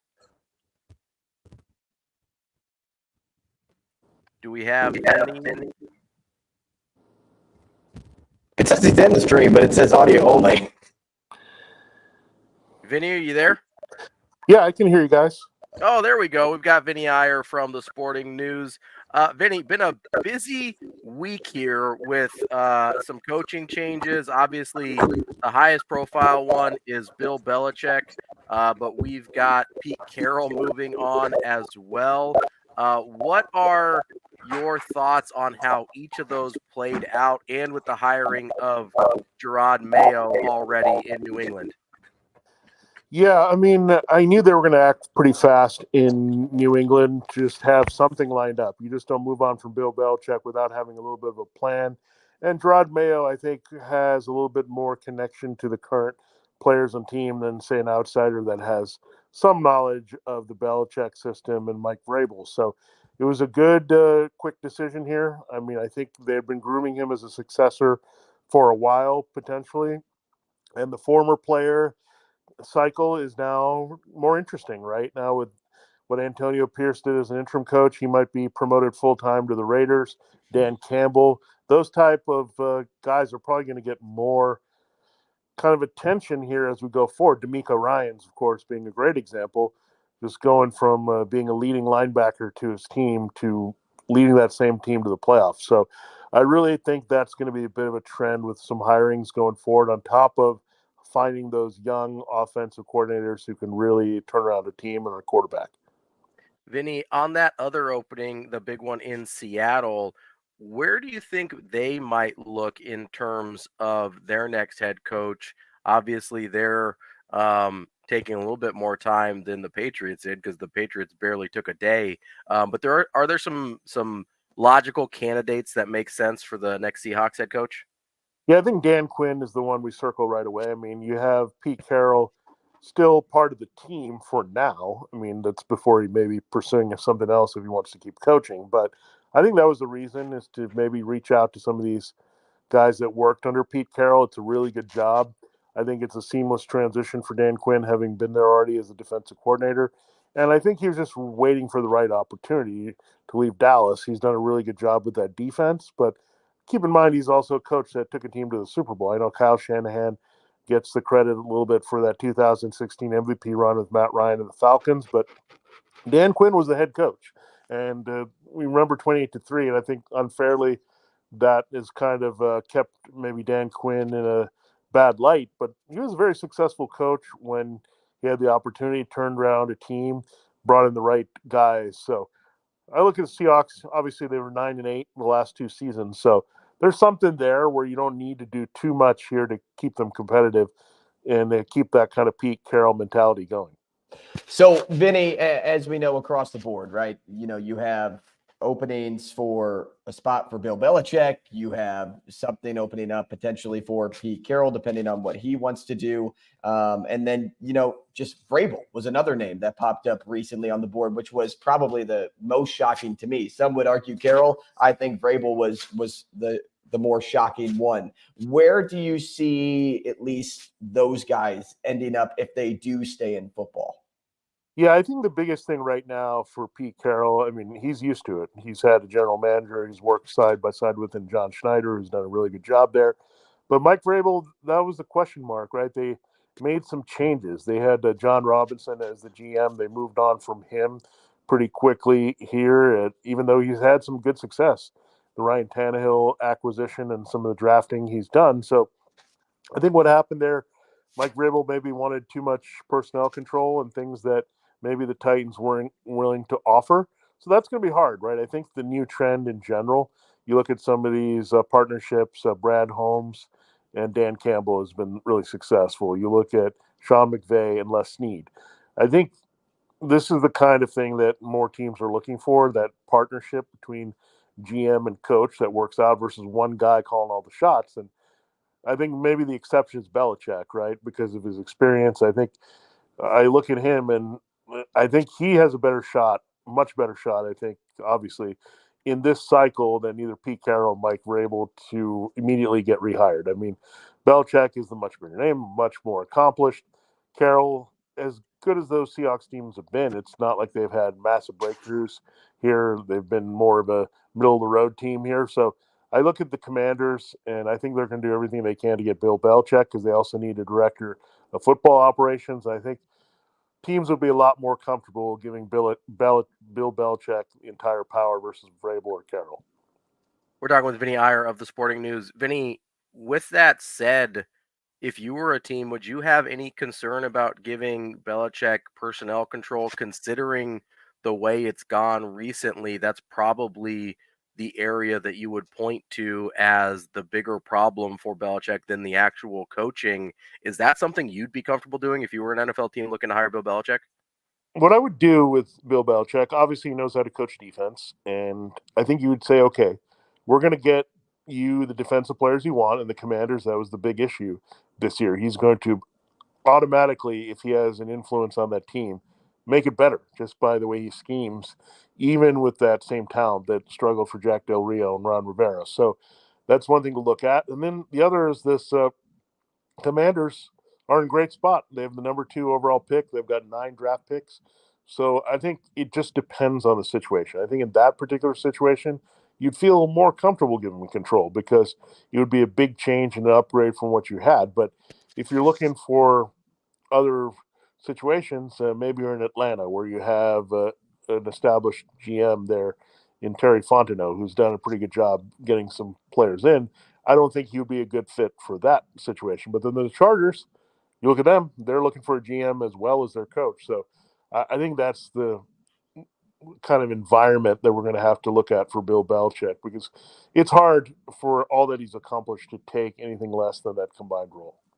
Vinny, is Jim Harbaugh on the move to the NFL? You mentioned the Chargers, and that's been the number 1 spot he's been connected with. If you were making a prediction, is he staying at Michigan because he just won a title there and because he's beloved there, or is he coming back to the NFL?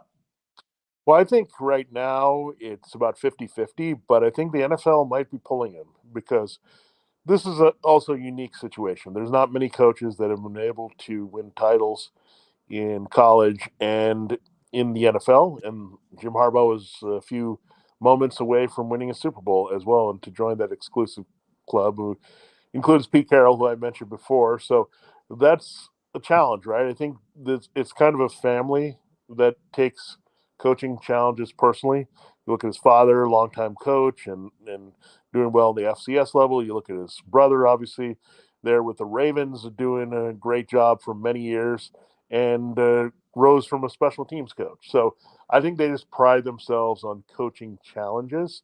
And I think the Chargers are a reasonable challenge because you're trying to catch Patrick Mahomes and the Chiefs. But then again, you step right into a situation where you have Justin Herbert, a quarterback that can get you there. And you don't have to worry about that. Where all these other situations, Atlanta, Washington, Carolina, even with a drafted quarterback, Tennessee, you got to worry about the quarterback and worry about if he's going to come through. With Herbert and the Chargers, you know you have that going for you immediately.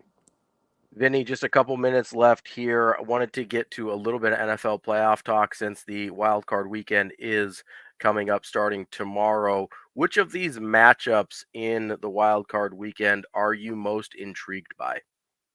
Yeah, I think when you look at the games, it's actually the last game on the schedule. It's the Eagles-Buccaneers because the Eagles have been under a lot of pressure, and we know they're banged up, and they're battling a lot of injury adversity. We'll see if A.J. Brown can suit up. It looks like they'll be slightly healthier, but their defense, especially in the secondary, has been decimated. So I don't know. They're coming limping in. I think this is going to tell a lot about the Eagles here. They could just fade away and the Buccaneers take them out, or they win this, build some more confidence. We see what the Eagles are about. But I think this is the sneaky best game. I know there's some marquee with the Packers Cowboys. There's a lot of revenge narratives, especially with Browns Texans and Rams Lions. But when you look at this game, Eagles Buccaneers, I think it's the best kind of referendum game where are the Bucks capable of doing more than this? They just won a weak division, but they have a lot of talent, and where they've been in the past few years with a different quarterback. So Eagles Bucks is most intriguing. I think it's flying under the radar a little bit, being the final game and being isolated on Monday.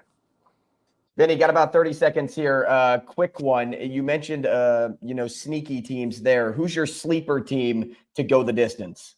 Yeah, I think you have to circle the Rams. I mean, they've been there just a couple of years ago, so that gives you some evidence.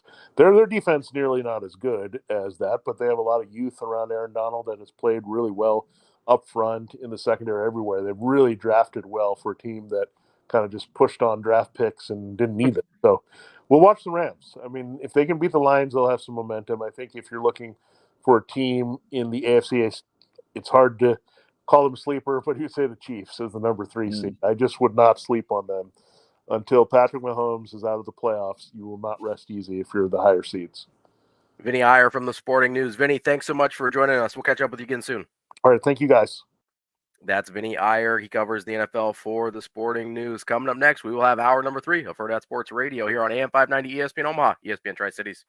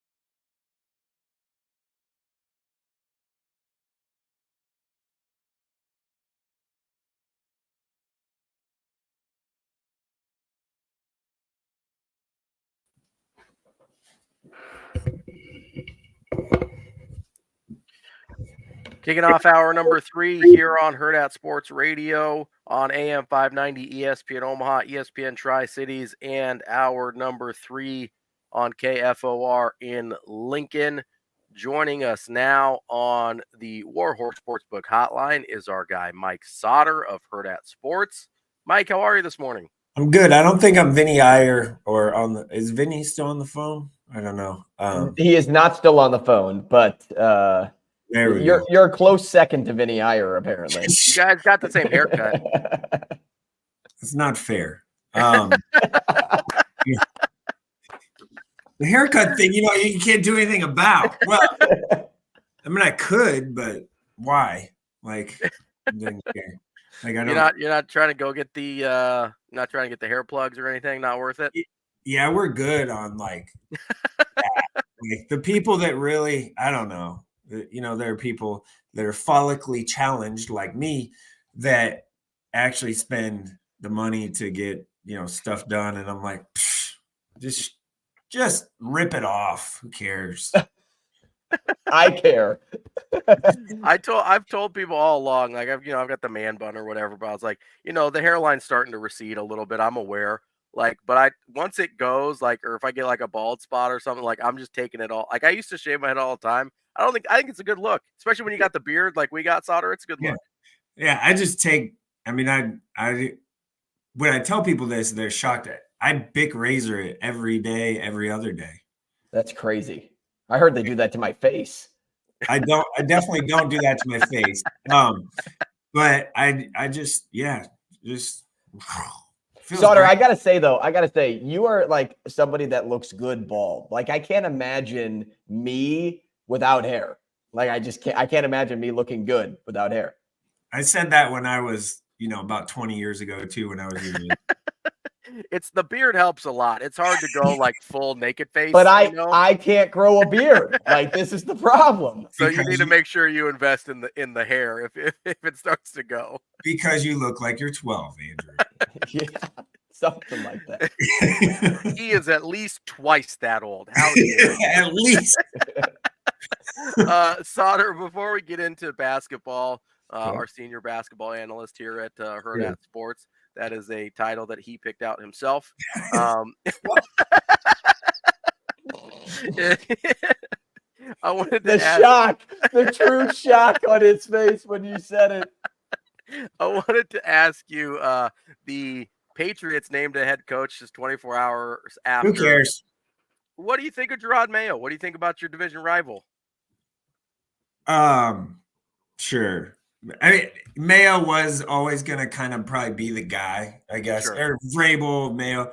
But, I mean, I think this has been something that's been in the works for a long time. And it is awesome to see what is going to happen with the New England Patriots. I am so excited about seeing what happens with the Patriots and just how they're going to get back to relevancy. Yeah, no. Hey, welcome back to the doldrums that you used to be before Belichick got in there. And yeah. So as you can see, I'm a New York Jets fan. It's blurry because of my camera, but yeah, the last thing Jets fan. What'd you say? I said, how does it feel to be a Jets fan? Feels good now. Now that you got the Tom Deflator and Belichick out of the way, we're good. All right. Well, we better move on to something else before Sasha kicks Someone's you out gonna of get the fired. here. I have a feeling. Let's start with Nebraska basketball because we haven't talked to you since that Purdue game. I know you were there, and you had a pretty cool moment with Coach Rule about before his famous court storming. Why don't you tell that story real quick? Yeah, it was halftime and you could feel that it was going to happen, right? Like at no point, I don't think, I take that back. Middle of the second half, or when Purdue made that little run at the beginning of the second half, I don't know what just happened with the thumbs up thing. When Purdue made the run in the middle of the second half, that was about the only time in the game that you thought, oh crap, like they might lose this game. But in the first half, even after that last 340 run or whatever that was, there was virtually no shot that they were going to lose that game. So I walked down, I got my bottle of water and soda that I always do at halftime, just kind of what I do, and walked in front of Coach Rule and I said, hey, I leaned into him and like quiet, I go, hey, they're gonna do this, and are you storming the court? And he said, Mike, I'm going to be the first blank on there when it happens. So, yeah. He wasn't the first, though. He didn't beat out some of those students. Yeah, he had his kid and stuff like that. He's a little older now. He got there as fast as he could. Are you saying that kids hold you back, Mike? Is that what you're saying? Hey, no comment. Coffee mug today. Oh, that's a cute mug. And then I got it for Father's Day. It says, Dad, you rock or something. Most people get best dad ever. You get Dad, you rock. I'm definitely not the best dad ever. I'm comfortable with that. That's okay. But no, I mean, it got a little dicey in there. Like I went out there, right, just so we could have some, video of the court storm thing. Mm-hmm. And it got, at one point I was like, yeah, I got to back out of this thing. Like I was like, I'm far enough in here. I got to go. I got to, get ready for the actual real work stuff to do. So no, it was fun. I mean, I never have been a part of or seen in a court storm, a field storm, or whatever you want to call it. So I've never even seen that in person. Right. So it was kind of fun to see, I guess. And I have the box score. I should probably keep it, right? Hang it up. Yeah, well, I mean, listen, it's historic. It might be the best win in program history. It has my notes on there too at the bottom, though. So, like, when I do my final thoughts thing, I always write them on the bottom of I should probably keep it. Yeah. Now, Sauter, you had mentioned you whispered into Coach Rule's ear, like, hey, they're going to do this. It wasn't a sweet nothing. So don't. My question, though, is, was there ever a time in that game where you started to feel like they weren't going to do it? Yeah, just when at the beginning sort of the second half, when Purdue made that run, kind of to what it was, they cut it to what? 51-50 was. Yeah. But it still just wasn't, the momentum in the building was not. I will say this though, when Purdue cut that, the fans were just booing the refs hard, and I was like, yeah, this isn't what the team needs you to do right now. They need you to encourage them and boo the team and not the refs and the calls that you don't disagree with. So the vibe of the building kind of just flipped on its head, and I was a little like, yeah, this isn't like, they need some energy here, not the energy kind of sucked out of it for a minute, but then they got it right back. So I've said this before about Nebraska earlier this year, and Rink Mast, he's probably not their best player, but he is absolutely their most important player on the team. There's no question. And tonight is very interesting when they play Iowa tonight, as we all know, I think. So Cricky and Mast were two, Valpo, Bradley guys that the Big Ten teams like Nebraska and Iowa, both of those schools recruited both of them. So it's kind of like, Mast took a visit to Iowa. So from my understanding, Iowa chose not Rink Mast. Just going to throw that out there. Iowa chose poorly, is what you're telling me. I didn't say that. That'll be real interesting because, just watching Iowa and him, obviously we saw how much success he had against Creighton. And it was mid-post and elbow, hidden from the pin and stuff like that. So, is he capable? My thought is he capable of making a pass good enough to the front of the rim from the high post or the elbow or free throw line extended type stuff, that instead of hitting that shot, because what they will do is, I mean, Rink can guard him out there, no problem. Josiah can guard him. Juwan Gary can guard him. So they do the switches, and he's not overly tall, long. So if Bryce Williams gets switched on him, I don't think that's really a problem. Just at the high post type stuff, because he's definitely not blown by anybody. So it's a good matchup, I think, for Nebraska from an athletic standpoint, which you can't say that about most games. Just athleticism, it's kind of pretty. I think you give a little bit of an advantage to Nebraska. It's just, turn the page and move on to they got to find a way to win this game tonight. I think you got to get one on the road, and it's a winnable game. The matchups are pretty good.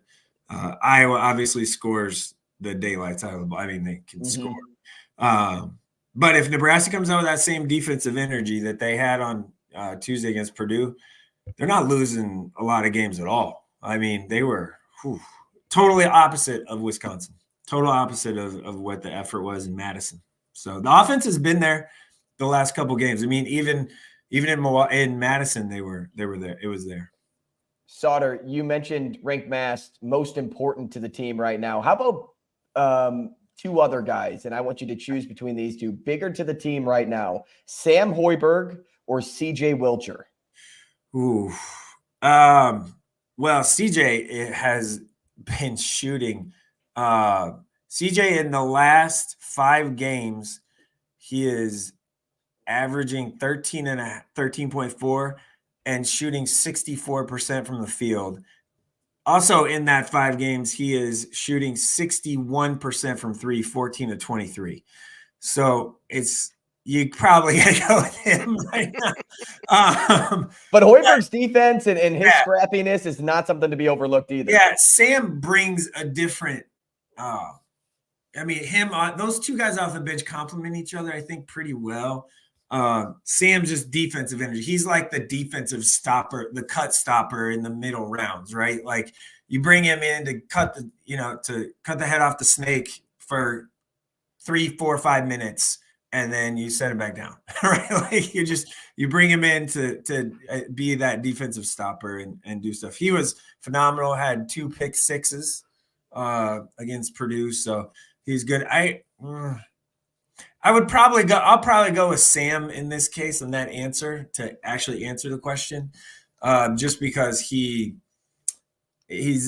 defensively he's a little better. We're talking with Mike Sauter. He is from Hurrdat Sports, just like the rest of us here, covering Nebraska basketball as well as everything high school, but specifically right now focusing on high school basketball. I know you were down in Lincoln last night, so you weren't able to I believe our guy Jacob was at that Miller North Gretna game, which was an incredible overtime game. But let's start with your game in Lincoln, Lincoln Lutheran, right? Yeah, Lincoln Lutheran. Yeah, Ashland Greenwood traveled to Lincoln Lutheran for my Pinnacle Bank game of the week. So that is why I went to that game, and I only picked Thursday games this week. I guess that looks like it was smart. I didn't do it for the snow reason, but anyway, yeah, Lincoln Lutheran has a difficult schedule, really difficult schedule. Wahoo, Norris, Wahoo, Norris, Ashland. I'm missing someone else in there that they're playing. Lincoln Lutheran is C2, Class C2. Ashland Greenwood is the 2-time state champion now in C1. Norris is Class B. Wahoo is C1 school. So they've really challenged themselves. But last night they had more effort, energy. It felt like Ashland Greenwood kind of didn't want to be there, or thought they would just roll in C2 school. We're gonna just beat them. They weren't there for some reason. And props to Lincoln Lutheran though. That's a big win for them. They've remained number 2, 3 kind of all year in our Class C2 coaches poll that I do every Sunday night. So they have a really good team. And really balanced. They had 4 guys in double figures to win that game. So Coach Bowens has done a really nice job there in a couple of years to kind of build the program to be really competitive at this point. So it was good. Ashland Greenwood will be fine. Like they won 2 state titles in a row for a reason, and they're extremely well coached. It's just probably a nice little learning lesson. No one was going to go undefeated probably. So a nice probably learning lesson for them to actually be ready. And they moved the game up yesterday in time, all that stuff. So it was fine. But the Miller North game was good. And then we had another guy out at Pius Southeast, which Lincoln Pius the 10th handed Southeast their first loss in 7 games. So Southeast had been playing really, really, really well. And that was a rematch of the HAC tournament championship. So Sauter, I want to ask you about Miller North here. Obviously, I know Jacob was at the Miller North Gretna game, overtime game that the Mustangs were able to prevail in that one. But how do you how do you react to how they've bounced back after kind of getting smacked? I think it was by Central, right? They got smacked. Not right? kinda. Yeah, don't put the kinda. They got Central smacked them pretty bad. It's a super veteran team, so I knew that they were going to be fine. Like and Gretna, Miller North, no one is separated that much, right? This is something we said at the beginning of the year in high school basketball and on the boys' side, especially in A. There's like every team can beat everybody on any night of one of 6 teams, 7 teams, I think we said. Now that number is maybe shrinking a little bit. To maybe 1, 2, 3, 4 teams in that realm, maybe 5. But Bellevue West right now is playing the most complete. They have the most complete roster. So I think that is something that to keep an eye on. Just they have the 2 bigs, but Miller North they're fine. Like they have 4 of their 5 starters started last year.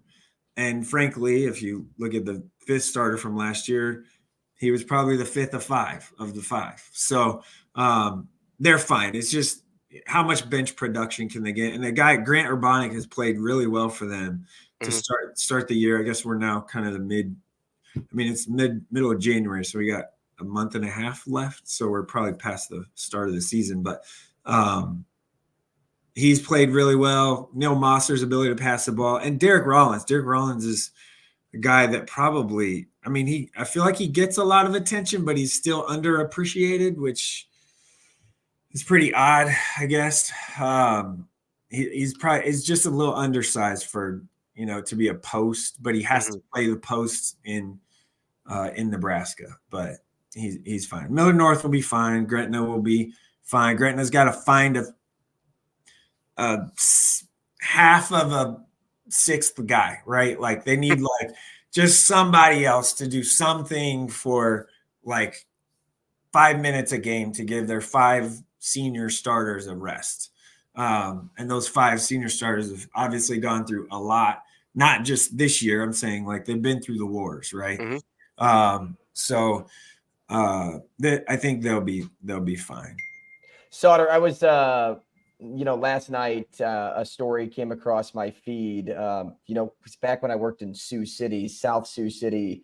Girls basketball was always like a huge piece of history. And so Kelly Flynn's name they did, one of the news stations up there did a story on him. And then, I'm looking at the girls basketball ranking, South Sioux City 10th right now in Class B. But, it seems like that program could be getting, I don't want to say close to where they were, because that was just insane what they did when they won 10 titles in 11 years. But what do you remember most about Kelly Flynn's tenure? Because when I was watching that, I'm all I ever got to see or really hear about were the stories. I never actually got to see it in person. Well, they have some of the best. Robinette was one of the best players ever, probably she's in the, when you talk about Mount Rushmore conversations. So the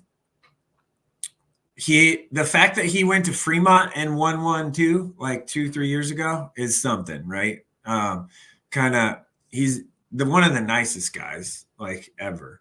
But they had that place rocking. I think they're retiring some or doing some special for him up in South Sioux. I think the word you look for is relevance. They're back to like being Thank you. That's decent, that's it. decently relevant in Class B. But right now it's 2 teams in Class B, and it's only 2 teams, and it doesn't really matter who else, because it's Scott and Elkhorn North in girls Class B. But everyone else is playing for third. I think that's very clear, and I feel like everyone is playing for. I think Scott's still playing for second in that conversation. But yeah, South Sioux's good. I mean, the dome there. You ever been? If anyone? Oh yeah, the mini dome. Mm-hmm. Yeah, the mini dome is interesting. It's not huge. That's why it's mini. Yeah, but it's not an actual dome. It just has the curvature, Right. So, yeah, it can get tight and loud in there, and it used to be really, really loud in there when guys like Mike Gazelle played there. That was fun. He had some battles against teams like Gretna and Ralston and stuff back in the day. But Kelly is a great guy. He's super, like, one of the nicest guys. But he is also not. He wasn't afraid to get outside of his comfort zone a little bit, if you know what I mean by that. Mike, before we let you go here, just a couple minutes left. I know that you're a big wrestling guy as well. Are you going to be able to check out the Nebraska-Iowa wrestling match, not just the basketball game tonight? But yeah, I'm going. All right, well, I think I'm going. What do you expect from Nash against kind of like leveling up the competition a little bit here? I'll be fine. I'm planning on going tonight to the Iowa-Nebraska wrestling duel because I think I'm the only one that understands what is actually happening when stuff happens on a wrestling match. So from our team of people anyway. So which is fine. It's good. And then I'll watch the Iowa-Nebraska game on BTN Plus or whatever it is after the wrestling. But Nash, it's more than that. Like, I mean, we're talking like the 2 top 5 ranked teams in the country in a duel, and there is the no love lost part. That's real. Like really real. So yeah, it should be fun. Weather permitting, hopefully people can get out and kind of go watch that if you live in Lincoln, or if you don't, I know people that are going to go. So and then tomorrow I'll be at the Creighton game at noon. And then the Metro Conference Wrestling Tournament is tomorrow all day and night. So I'm planning on going to that if they still have it.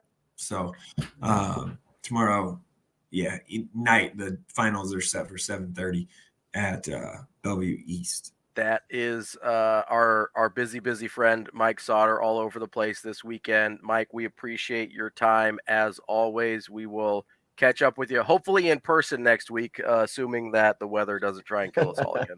Meh. All right, fair enough. All right, sounds good. See you, man. Coming up next, War Horse Sportsbook Sports Cleanup. We've got a question we've been asking each other all week. Haven't been able to get it on the air yet. We're going to do that next year on Hurrdat Sports Radio.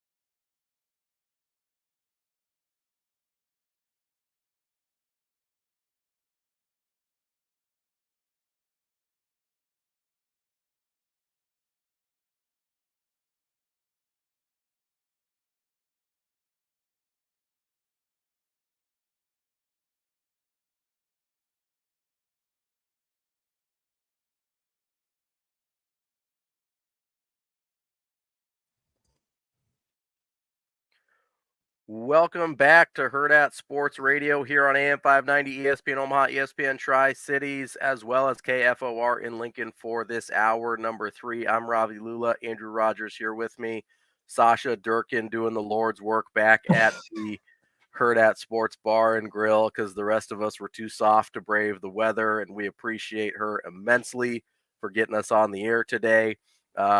It is time for, our War Horse Sportsbook Sports Cleanup. And usually we catch up on stories we missed, but I want to catch up on a topic that we missed earlier this week that we've been kind of thinking about, mulling around, throwing back and forth a little bit.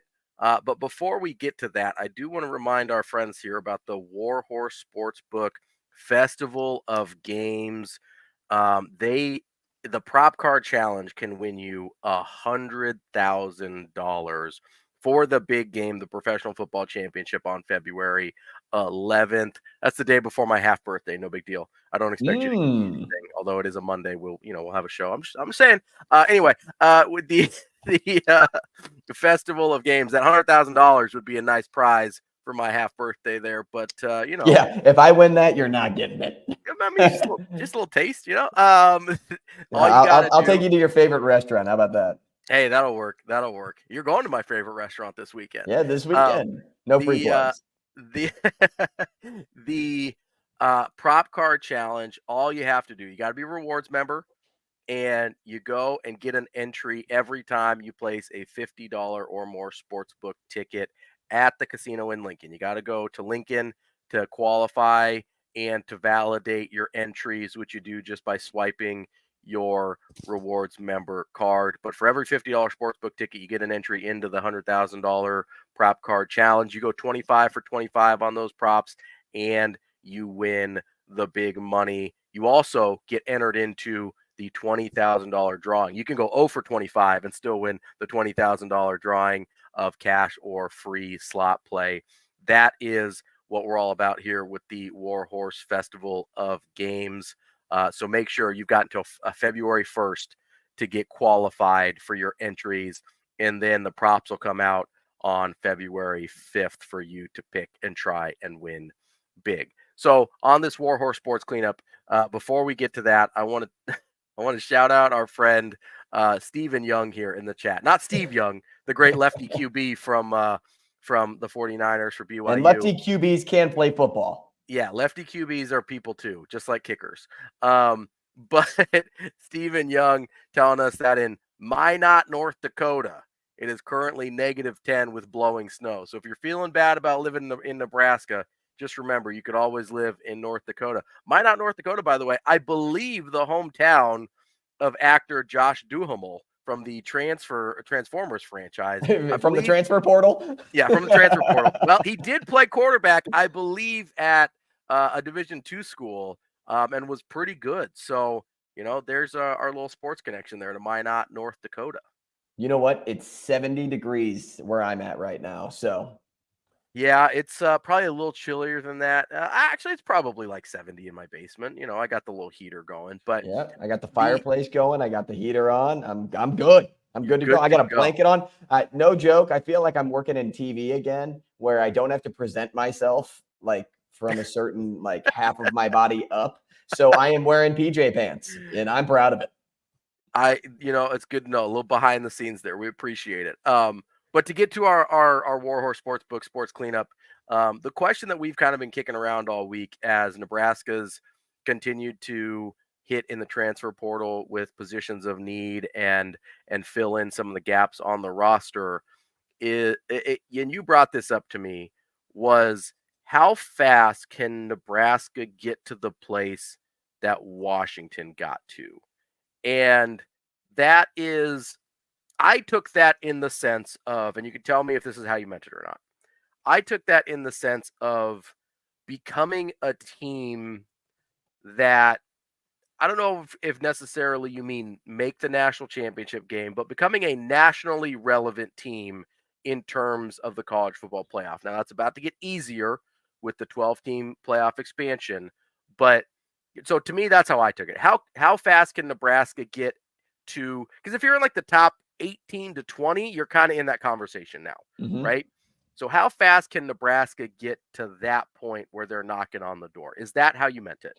I actually meant it on how fast they can get to the national championship game. Okay. And the reason for that was, I mean, you look back at the last 20 teams, okay, that were in the national championship game. 15 of the 20 since the college football playoff began were top 10 in recruiting. Now, I'm not saying that that's a must-have, but that's a pretty high stat. Certainly helps. Helps. To get to the national title game. But 3 of the last 4 were outside of the top 10. So TCU and Washington twice. And because we're just talking about TCU, Washington. And Clemson at one point was like 11. Like with like the late teams, but still they were borderline. So maybe it's closer to half. But it's showing you that because of the parity that we're seeing across of college football, that you don't have to be a top ranked team in order to get somewhere. And that's where I think it leads into your point of when can they get back to national relevance so that it's easier with the 12 team playoff. And if you really take a peek at Michigan, if you take a peek at Washington, their recruiting rankings are 15 and 36 in 2024. It's not crazy. And Nebraska's not far off. No, Nebraska out-recruited Washington last year. And add in a 5-star this year. Michigan doesn't have a 5-star on their roster coming into this class. They may have more 4-stars than Nebraska, but they don't have a 5-star. So moral of the story is you don't have to be a top 5 team like Georgia, Bama, Texas, Miami, Ohio State to be competing for national championships. Sometimes it's just about development. And the good thing about Nebraska is that is number 1 on their priority list is to develop guys so that they can turn out to be skill options like we saw at Washington this year, so that we can possibly see Dylan Raiola be just as good as what Michael Penix was this year. It may not be next year. It may not be 2 years from now. But I sure as heck wouldn't put it past Nebraska to be in a position to do something pretty special in 3 years' time. Yeah, so you're pretty close on time frame as to what I'm thinking about, because I do think Dylan Raiola is – I think within Dylan Raiola's career at Nebraska, you could be talking about – and listen, there's some things that have to go right, obviously, some development that has to go right, some recruits that have to develop, things like that, right? You know, you're probably going to need – Malachi Coleman to turn into what you probably need him to reach his ceiling, right? You probably need Jalen Lloyd to continue to develop. You're going to need those young defensive linemen to continue to develop from the promise that they showed as true freshmen, right? But I think they could make the 12-team playoff by 2025. So not this year, but next year. Dylan Raiola's sophomore season. And I think they have a chance to be in the 12-team playoff. I think they could. I would actually predict that they will be ranked next year in the top 25, but so not all the way where they need to be. But I think they will end up ranked next year. So that's a step in the right direction. And then by 2025, with Dylan Raiola as a true sophomore, I think Nebraska has a chance to make the 12-team playoff. Again, things have to go right. You have to hit on some guys. You're going to have to, again, we talked about how precise they've been in the portal. They're going to have to continue to do that and be targeted and hit the guys they need to. But if the things go right, because let's be clear here, TCU and Washington, although I think more so TCU, that was a real lightning in a bottle situation there, right? But you have to have the guys in place to capture that lightning. Yeah, right? Quentin Johnston was a first-round wide receiver on the outside. Max Duggan was going for the Heisman that year. Yeah. Like sometimes just the right people do the job. Yeah, you have to have the pieces in place. You have to have the materials there in order to catch that lightning, right? Because lightning strikes all the time. Not very many people catch it. TCU was able to catch it. I think to a lesser extent, because I don't think Washington's was as fluky as TCU's was. We saw TCU take a big step back this year. I don't know that we'll see, unless DeBoer leaves, I don't know that we'll see that big of a step back from Washington this year. But again, they kind of caught lightning in a bottle. They got, the receivers on the same page and Penix on the same page. They got that offensive line to gel and get the Joe Moore Award. Like, they had a lot of things come together. I think by 2025, we could be talking about Nebraska sort of in that same breath. Wouldn't hate it. Wouldn't hate it. Hey, I wouldn't hate it either. Makes our job a hell of a lot of fun if that happens. All right, coming up next, we will close out the show and close out the week with our guy, Matt Verzal, and we will send you off, hopefully safely, into the winter storm here on Hurrdat Sports Radio.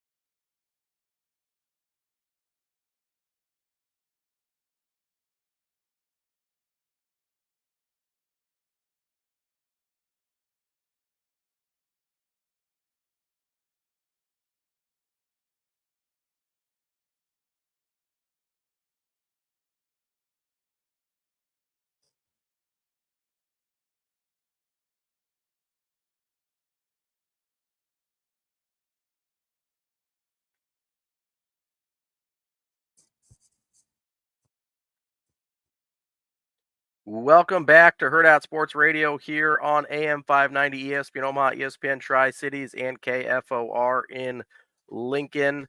We appreciate you hanging with us through our impromptu double remote show here. We're hit with the storm, and again, for the last time, but certainly not undeserving, thank you to Sasha for braving the elements to get us on the air this morning. And joining us now, on the Warhorse Sportsbook Hotline is our guy Matt Verzal, former Husker, owner of Paisan's Pizzeria. Verz, how are you? Good, boys. How are you? What's up, man? You look like you're all set up, ready to go today. Not inside the shop? No, I'm at the shop. Oh, you are. So you have a place to do this at the store. Yeah, I do Husker Hangover from here every Sunday. Oh, well, there we go. So yeah, I have a full setup. I got a board. I got everything. There we go. He's got secondary. Oh no, they're not plugged in now. I got cameras. I got the whole nine. Man, he's got a better setup than we do. We need to get you to set up our stuff over here. We appreciate you joining us, being flexible on joining on StreamYard today. Verz, I'm kind of curious because I'm sort of a weirdo, and I don't really usually mind going out and getting some food when it's weather like this out. Do people venture out a lot to the shop when it's kind of nasty out like this? I am not expecting a whole bunch today. I don't know what's going to happen. Usually when I head over here from my house, you're seeing hundreds of cars. Today there's about 6, but I don't know. You just kind of the unknown. Like you don't know if other people have put their workers in the office and they're going to buy some, So we have some other things we need to get done. I got a couple, 3, 4 that work for me that are a little crazy. So I texted everybody this morning. I was like, if you make it, you make it. If you don't, you don't. Meaning it's in your hands. I'm perfectly fine if we shut down for the morning. If we don't, not a big deal. Nope, they all showed up. So they're animals doing their thing. You know what? That's a good trio of workers.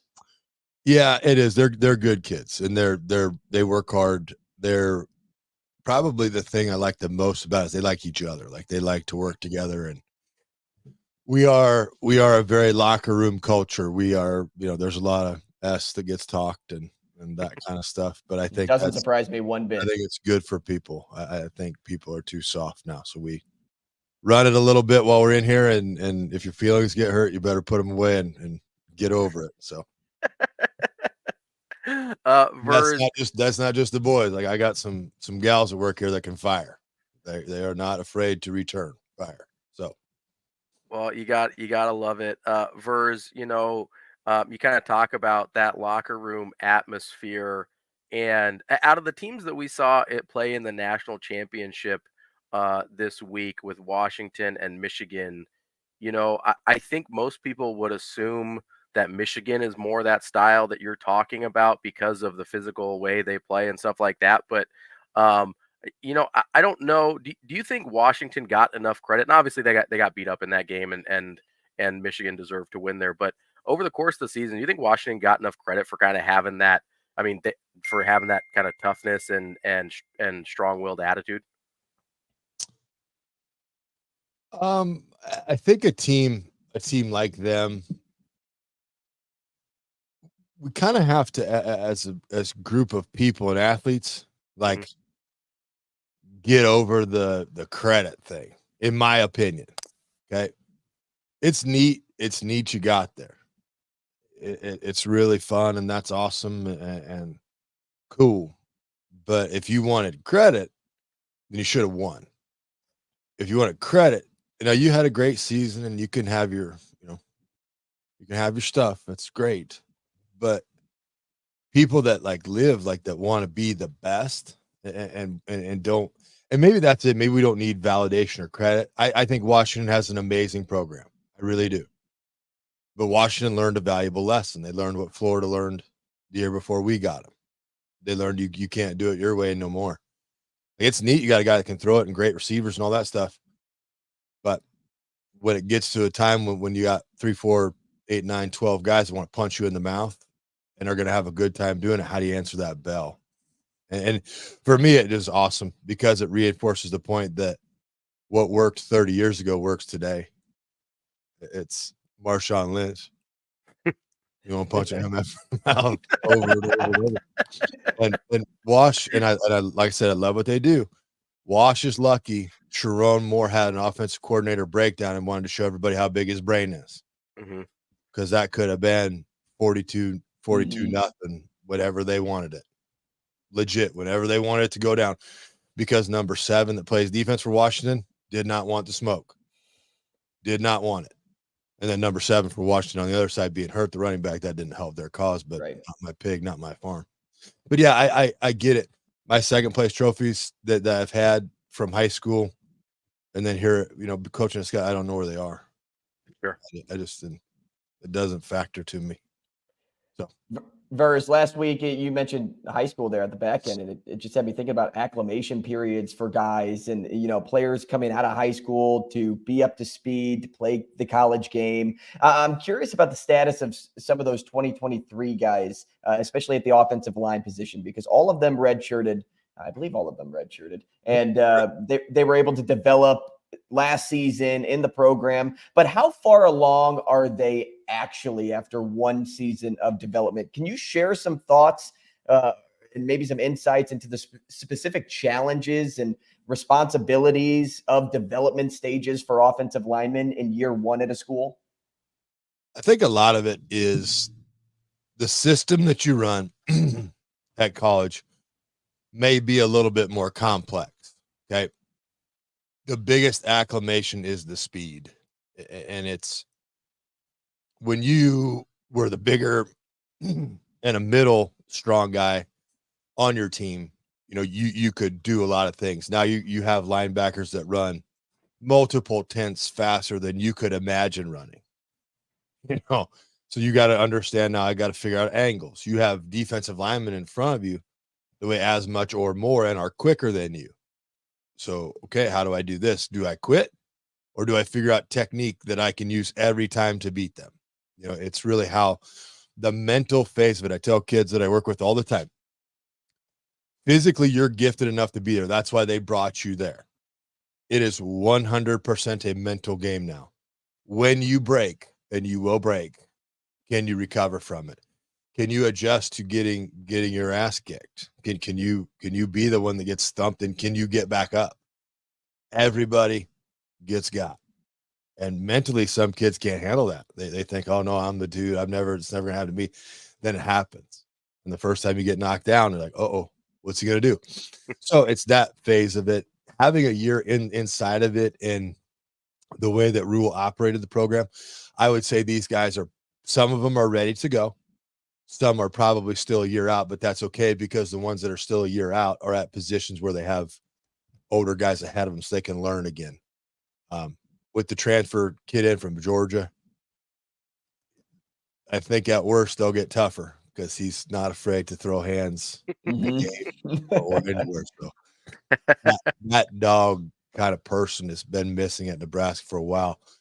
And when you don't have that, and maybe sometimes the boys just don't know how to do it, we got a guy that's going to come and show you how to do it. He may not be the best player around, but at least he's going to be nasty. Verge, you mentioned, a transfer offensive lineman that Nebraska got this week. What are some of the challenges of specifically on the offensive line assimilating into a unit like that as a new guy, whether it's a transfer, whether it's some of these young guys trying to get playing time for the first time? Obviously, the cohesiveness of that unit is really important to the overall success. What are some of those challenges when you're coming in new like that? His biggest thing is going to be, hey, I've heard that this group isn't like the toughest around. So do I come in and do I alpha this whole situation and I take it over and they follow me, which is I think it's a good path. It's a dangerous path. But if you come in and you're respectful to the guys that have been there for a long time and you learn about it, right? And you say, hey, what's your culture? What do you do? What do you think you're missing? If they can't answer those questions, then you probably have some issues. But if they can say, hey, okay, great. Here's how I see myself fitting into this. And being a mature guy, he's been around football for quite a while. So if you can do that, that coaching wise, player wise, hey, what do you do? Let me observe how you do things. And then let's work together and see how much I fit into this. Vers, real quick here before we got to get out, how quickly can you develop that trust on the offensive line? Because I know a lot of it is, okay, do you trust that the guy next to you is going to do what he's supposed to do so that you can do what you're supposed to do? How long does that take, or is it really dependent on the group? Can't really quantify it, but you can show if you come in and just work hard. Offensive line is a room of respect. We're awesome people. We're very funny. We're very good looking, but there he goes. We know what wins. And if you come in and you work or you exceed our work ethic, then yeah, it's not a big deal. Vers, we appreciate your time. We appreciate you joining us on video. You got a We may have to do video every week. I like seeing Vers's face. I'll say he talks about how good looking the offensive lineman is. We got to show the people. Most of the time on Fridays, boys, I'm throwing pizza. So yeah, I was like, we can hear you most of the time. I'm going to see that. Vers, we appreciate it as always. Have a good weekend, man. Yeah, boys, be good. See you, man. That's Matt Verzal, and that's the show for the week. Again, thank you, Sasha, for getting us on the air and braving the elements, and thank you for all you for joining us. Hope you're safe out there, and have a great weekend. We'll see you on Monday on Hurrdat Sports Radio.